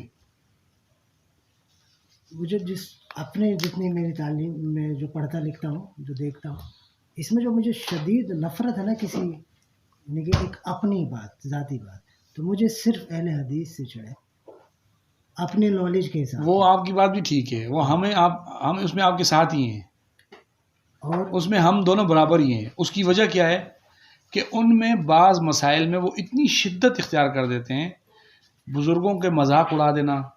دیکھو ولیوں سے مدد نہ مانگنے پہ ہم متفق ہیں، جیسے ہم کہہ رہے ہیں نا نہیں مانگو، لیکن کسی بزرگ کا ہی انکار کر دو سرے سے کہ یار یہ تو کوئی شے ہی نہیں، جیسے وہ مرزا بھی بولتا ہے یہ تو کوئی شے ہی نہیں ہے.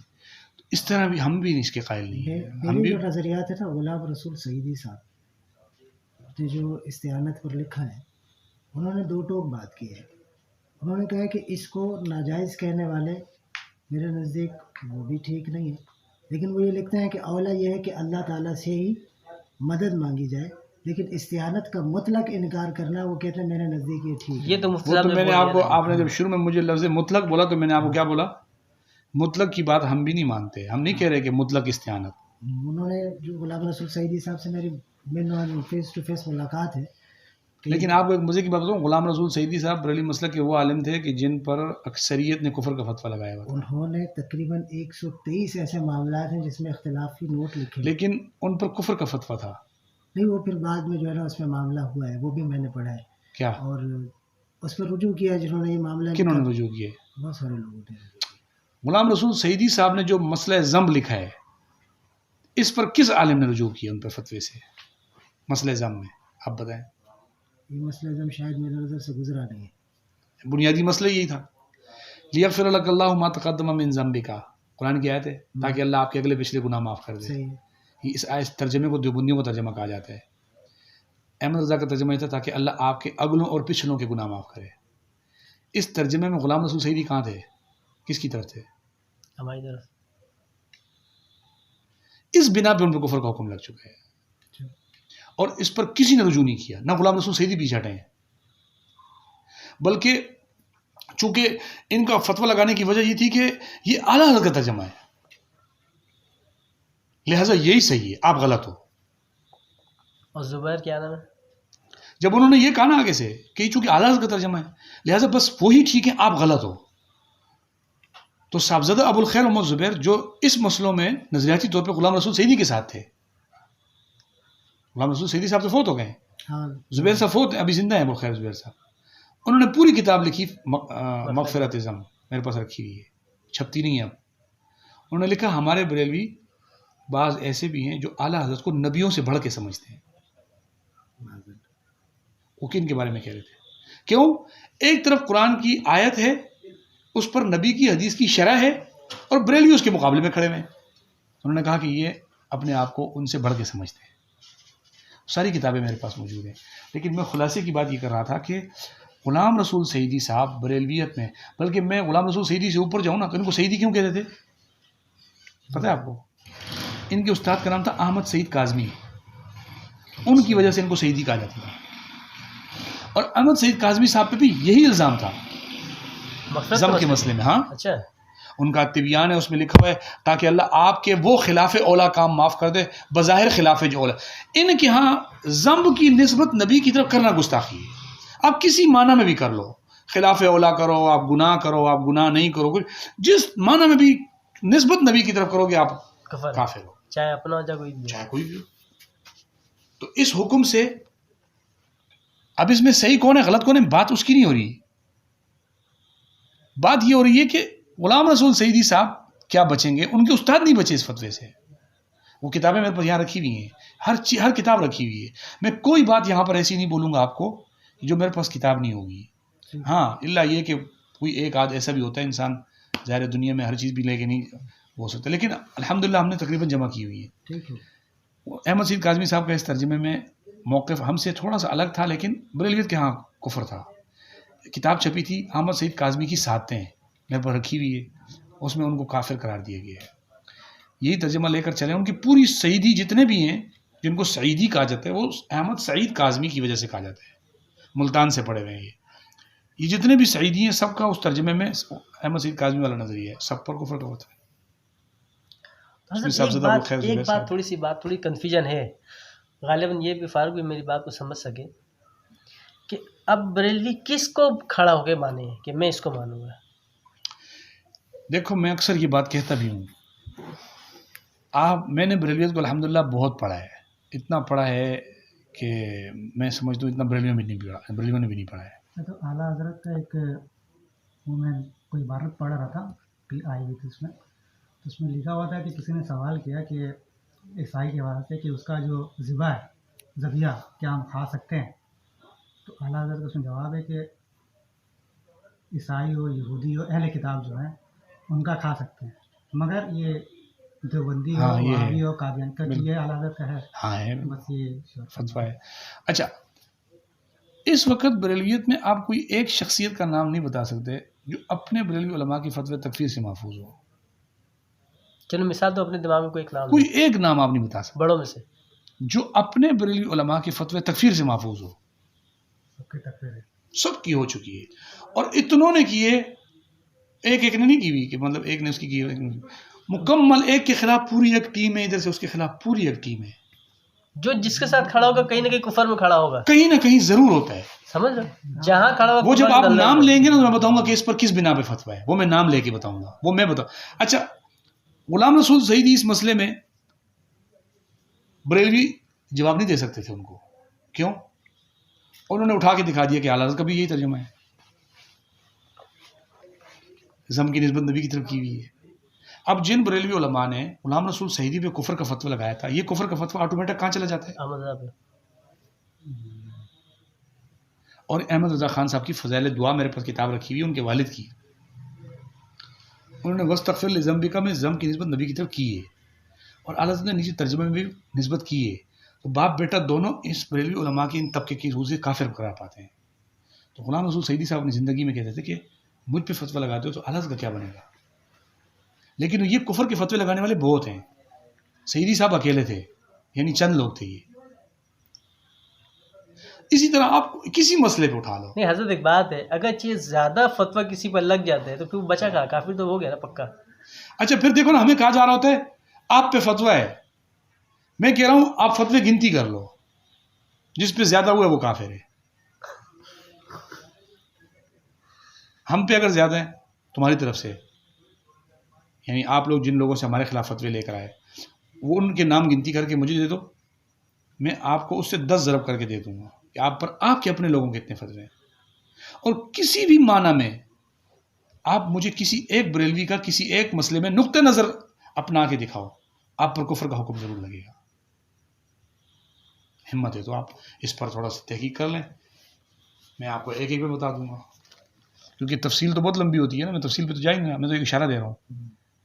الیاس قادری صاحب کے خلاف 81 کتابیں لکھی گئی ہیں آپ کے مسلک کے علماء کی طرف سے. 81 جی, فتوی کفر ہے یا جس میں کفر کے فتوے ہیں. ان میں کچھ میں, سب میں نہیں, لیکن اکثر میں کفر کے فتوے ہیں. انڈیا سے اب یہ کتاب عبدالستار حمدانی نے چھاپی ہے الیاس قادری کے اوپر, ابلیس کا رقص چھپی ہوئی ہے. اچھا, حسن علی رضوی ملتان کا بریلوی عالم ہے, اس کی کتاب چھپی ہوئی ہے, مضامین چھپے. ابو داود محمد صادق گجرانوالہ کا بریلویوں کا بہت بڑا عالم تھا, اس نے الیاس قادری کی کفر پہ کتاب چھاپی ہے, مکتوب ابو داود کے نام سے میرے پاس موجود ہے. مجھے کوئی ایک, حالانکہ آپ کے وہ قول آپ کے ذہن میں یہی بیٹھا ہوا ہوگا کہ ہم میں صرف یہی ایک شخص ہے جو غیر ضرر, مطلب کسی کو نقصان نہیں پہنچاتا, اپنی سے بات یہی ہے نا یار, یہ کسی کو کچھ نہیں کہتا. یہ جو کسی کو کچھ نہیں کہتا نا, اسی کا یہ حال ہے. آپ ہمت کریں, حوالے میں دکھاتا ہوں آپ کو کہ آپ کے بریلوی مسلک کے کن کن علماء نے. اب اگر میں یہ کہوں کہ آپ کے مسلک کے علماء کے فتوے ہم پر ٹھیک ہیں تو آپ پہ بھی ٹھیک ہوگا, پھر آپ پہ بھی ٹھیک ہے. پھر اس کا مطلب ہم ایک ہی حمام میں دونوں ہیں ننگے. اور اگر آپ پر غلط ہے ہم پر تو برائے کرم ہم بھی غلط مان لو. پر آسانی سے اتحاد ہو سکتا ہے, کوئی اختلاف نہیں رہے گا, سب کچھ ختم ہو جائے گا, آسان سا فارمولہ ہے. لیکن نہیں ہو سکتا نا, کیونکہ بیچ میں احمد رضا ہے. اس نے کیا ہوا ہے, ابھی دیکھیں نا, آپ غلام رسول سعیدی کے ماننے والے ہیں, دیوبندیوں کو مسلمان مانتے ہیں, کافر مانتے ہیں.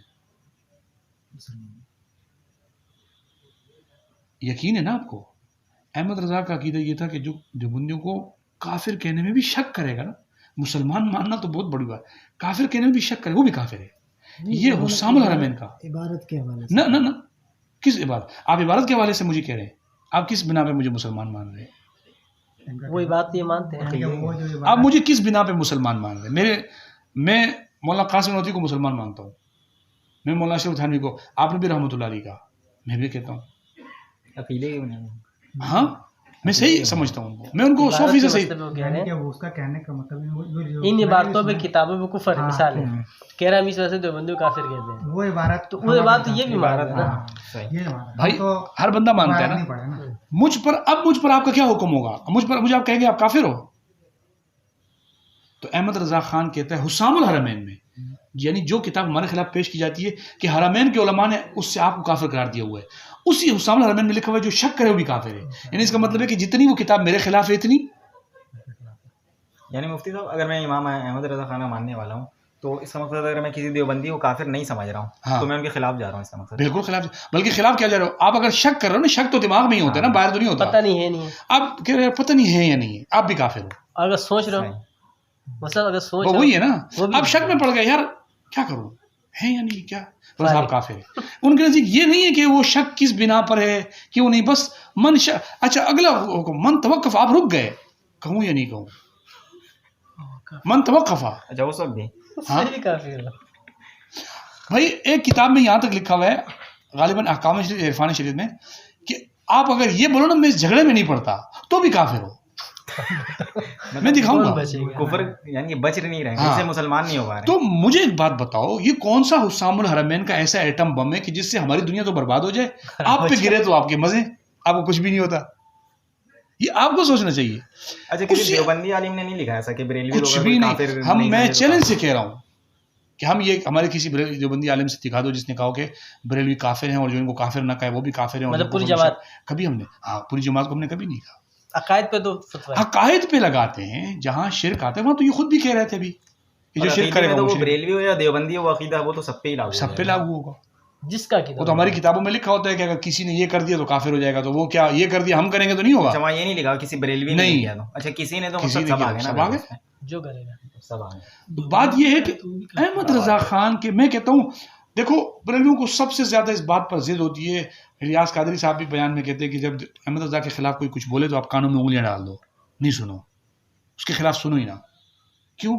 وجہ ان کے خلاف کوئی بات ہو کانوں میں انگلیاں ڈال دو. تو حضرت وہ ہے نا نقطہ برابر خطا نہیں ہو سکتا نا اسے, یہ بھی لکھا ہوا ہے اعلیٰ حضرت سے. اعلیٰ حضرت کی زبان و قلم نقطہ برابر خطا کرے خدا نے ناممکن فرما دیا. سنے گا دوسرے آپ کے بریلوی علماء نے لکھا ہوا ہے اور کسی چھوٹے سے عالم نے نہیں. احمد رضا کے خلیفہ خاص محدث اعظم کجوچوی نے لکھا ہے, تم نے سنا ہے خلیفہ خاص کہ اعلیٰ حضرت نقطہ برابر خطا کریں, خدا نے اس کو ناممکن فرمایا. کون سی کتاب ہے؟ مجھے ایک بات بتاؤ, دنیا میں جو نبی معصوم ہوتا ہے نا وہ اس وجہ سے ہوتا ہے کہ وہ ناممکن الخطا ہوتا ہے, یعنی خطا کا امکان نہیں ہوتا. یہی کس میں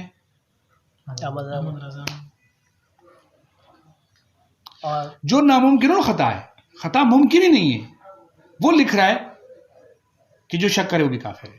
تو اب تو بریلویوں کے ہاں اس میں شک بھی نہیں ہے کہ وہ تو خطا کرتے ہی نہیں ہیں. آپ پہ بھی جو فتویٰ لگایا وہ بھی غلط نہیں ہوگا, ہم پہ لگایا غلط نہیں, آپ پہ بھی لگایا غلط. اور جائز حق میں نبی کے بارے میں جو گئے گناہ ہو سکتا ہے. ہاں وہ جال حق میں لکھا ہوا ہے, انبیاء کرام سے گناہ کبیرہ بھی مانا ہوا ہے. سن رہے انبیاء سے تو ہو سکتا ہے, آپ ذرا سے ہو سکتا ہے, گناہ کبیرہ بھی مانا ہوا ہے. آپ کیا کہتے ہو؟ انبیاء تو معصوم ہے. لکھا ہوا ہے بھائی. 3 طریقے ہوتے ہیں غلطی کرنے کے, نسیانن خطاً, نسیانن خطاً اور ارادتاً عمدن جس کو بولتے ہیں. 3 جان بوجھ کے غلطی کرنا, خطا سے کرنا یا بھول کے کرنا. بھولنے اور خطا میں تھوڑا فرق ہوتا ہے, آپ کو پتہ ہوگا. جیسے وہ روزہ توڑنے میں انسان بھول کے پانی پی لیتا ہے. بھول کے پانی پینے کا مطلب یہ ہوتا ہے کہ اس کو کہتے ہیں, اس کو ہمارے ہاں کہتے ہیں سہوا, کہ بھائی ہاں جی 5 منٹ میں آیا بس. بھول کے پانی پینے کا مطلب ہوتا ہے کہ مجھے یاد ہی نہیں میرا روزہ ہے, روزہ نہیں ٹوٹتا. لیکن اگر کوئی بندہ کلی کر رہا تھا کہ پانی چلا گیا, یہ ہوتی ہے خطا, اس سے روزہ ٹوٹ جاتا ہے. اچھا ہاں وضو میں کلی کر رہے تھے آپ, پانی حلق سے نیچے اتر گیا تو روزہ ٹوٹ جائے گا. اچھا اس پہ بھی ٹوٹ جاتا ہے جی. لیکن اگر آپ نے پورا گلاس پی لیا لیکن آپ کو اس لیے کہ آپ کو پتہ ہی نہیں تھا میرا روزہ ہے تو روزہ نہیں ٹوٹے گا. یہ سہوا اور خطا کا فرق ہوتا ہے. اور ارادتاً تو یہ ہوتا ہے کہ مجھے پتہ ہے روزہ اور میں نے پانی پی لیا. مطلب کلی کرے تو وہ بھی تو غلطی سے ہی چلا گیا نا, مطلب کہ ارادہ تو نہیں تھا. لیکن آپ کو روزہ یاد تھا نا, تو آپ کو احتیاط کرنی چاہیے تھی. احتیاط نہیں کر روزہ, لیکن گناہ نہیں ہے اس میں, گناہ نہیں ہے. اگر غلطی سے چلا گیا گناہ نہیں ہے, روزہ نہیں ہے لیکن گناہ وہ روزہ نہیں ہے, لیکن آپ کو روزہ توڑنے کا گناہ نہیں ملے گا کیونکہ آپ نے جان بوجھ کے نہیں کیا. اچھا پھر اس کے بعد کیا مطلب کہ روزہ دوبارہ رکھنا ہوگا بس, لیکن شام تک کچھ نہیں کھانا پینا, روزہ دوبارہ. وہ بات ادھر چلی گئی, لیکن میں بتا رہا تھا غلطی کی کرنے کی 3 طریقے ہوتے ہیں, ارادتاً, نسیاناً اور خطاً. نبی ارادتاً گناہ کبیرہ کر سکتے ہیں اور نسیاناً نبی کے معصوم خطا ہے. وہ تو ہے, میں جو پوچھ رہا ہوں تینوں قسموں میں سے کسی طرح نبی گناہ کبیرہ کر سکتے ہیں. مفتی احمد یار خان نے لکھا کر سکتے ہیں. جالک میں دیوبندی نبی کو نہیں مانتے. نہیں ٹہلانا نہیں, بس یہ آپ لوگ ابھی جو ہے نا بھوری بستر گول ہی کریں, لانا ہی نہیں تھا بچے کو. یہ عادت ایسا سو رہا تھا. ایک دن ایسی ترتیب بنا لیں, صحیح ہے, میری طرف سے کوئی وہ نہیں ہے, آپ میرے مہمان بن کے آئیں, بھائی بن کے آئیں, کوئی پریشانی کی بات نہیں. جب آئیں گے انشاءاللہ, بس ایک یہ کہ ہم پہلے سے ایک پلان کے تحت تھوڑا سا وہ کر لیں گے تاکہ میں اپنا, نہیں انہوں نے مجھے بتایا ہے, میسج کیا ہے, لیکن اتوار کا دن پتہ نہیں ہے, مصروفیت ہوتی ہے, لوگوں کی سب کی چھٹیاں ہوتی ہیں تو سارے ادھر آئے ہوتے ہیں. ہفتے کی رات ہو تو چل ہاں ہفتے کی رات, ہفتہ مشکل ہے. جمعے کے دن آ جائیں, جمعے کی شام میں آ جائیں, جب ہاں رات جب پروگرام عام دنوں میں ہو جائے نا. خیال تھا نا ہم زور کے بعد آتے, تو اور ٹائم نہیں میں صبح سے آپ کو میں سچ بات بتاؤں نا، میں نے دوپہر کا کھانا عصر کے بعد کھایا ہے. حالانکہ میں صبح ناشتہ نہیں کرتا ہوں، میرا 10 بجے 11 بجے کھانے کا ٹائم ہوتا ہے. صبح ایک کپ چائے پیتا ہوں، تو میں نے عصر کے بعد عصر کا ٹائم کھانا کھایا ہے. کیوں کہ ایک گیا دوسرا آیا، ایک گیا، لائن لگی رہی ہے. ابھی میں ظفر کو میں نے دیکھا تو مجھے یاد آیا کہ یار اس نے تو میسج کیا تھا 3 بجے، لیکن اس نے کہا میں نے پھر میں نے دیکھ کر سوچا اچھا دوبارہ بھی کیا ہے. میں نے کہا چلو آدھا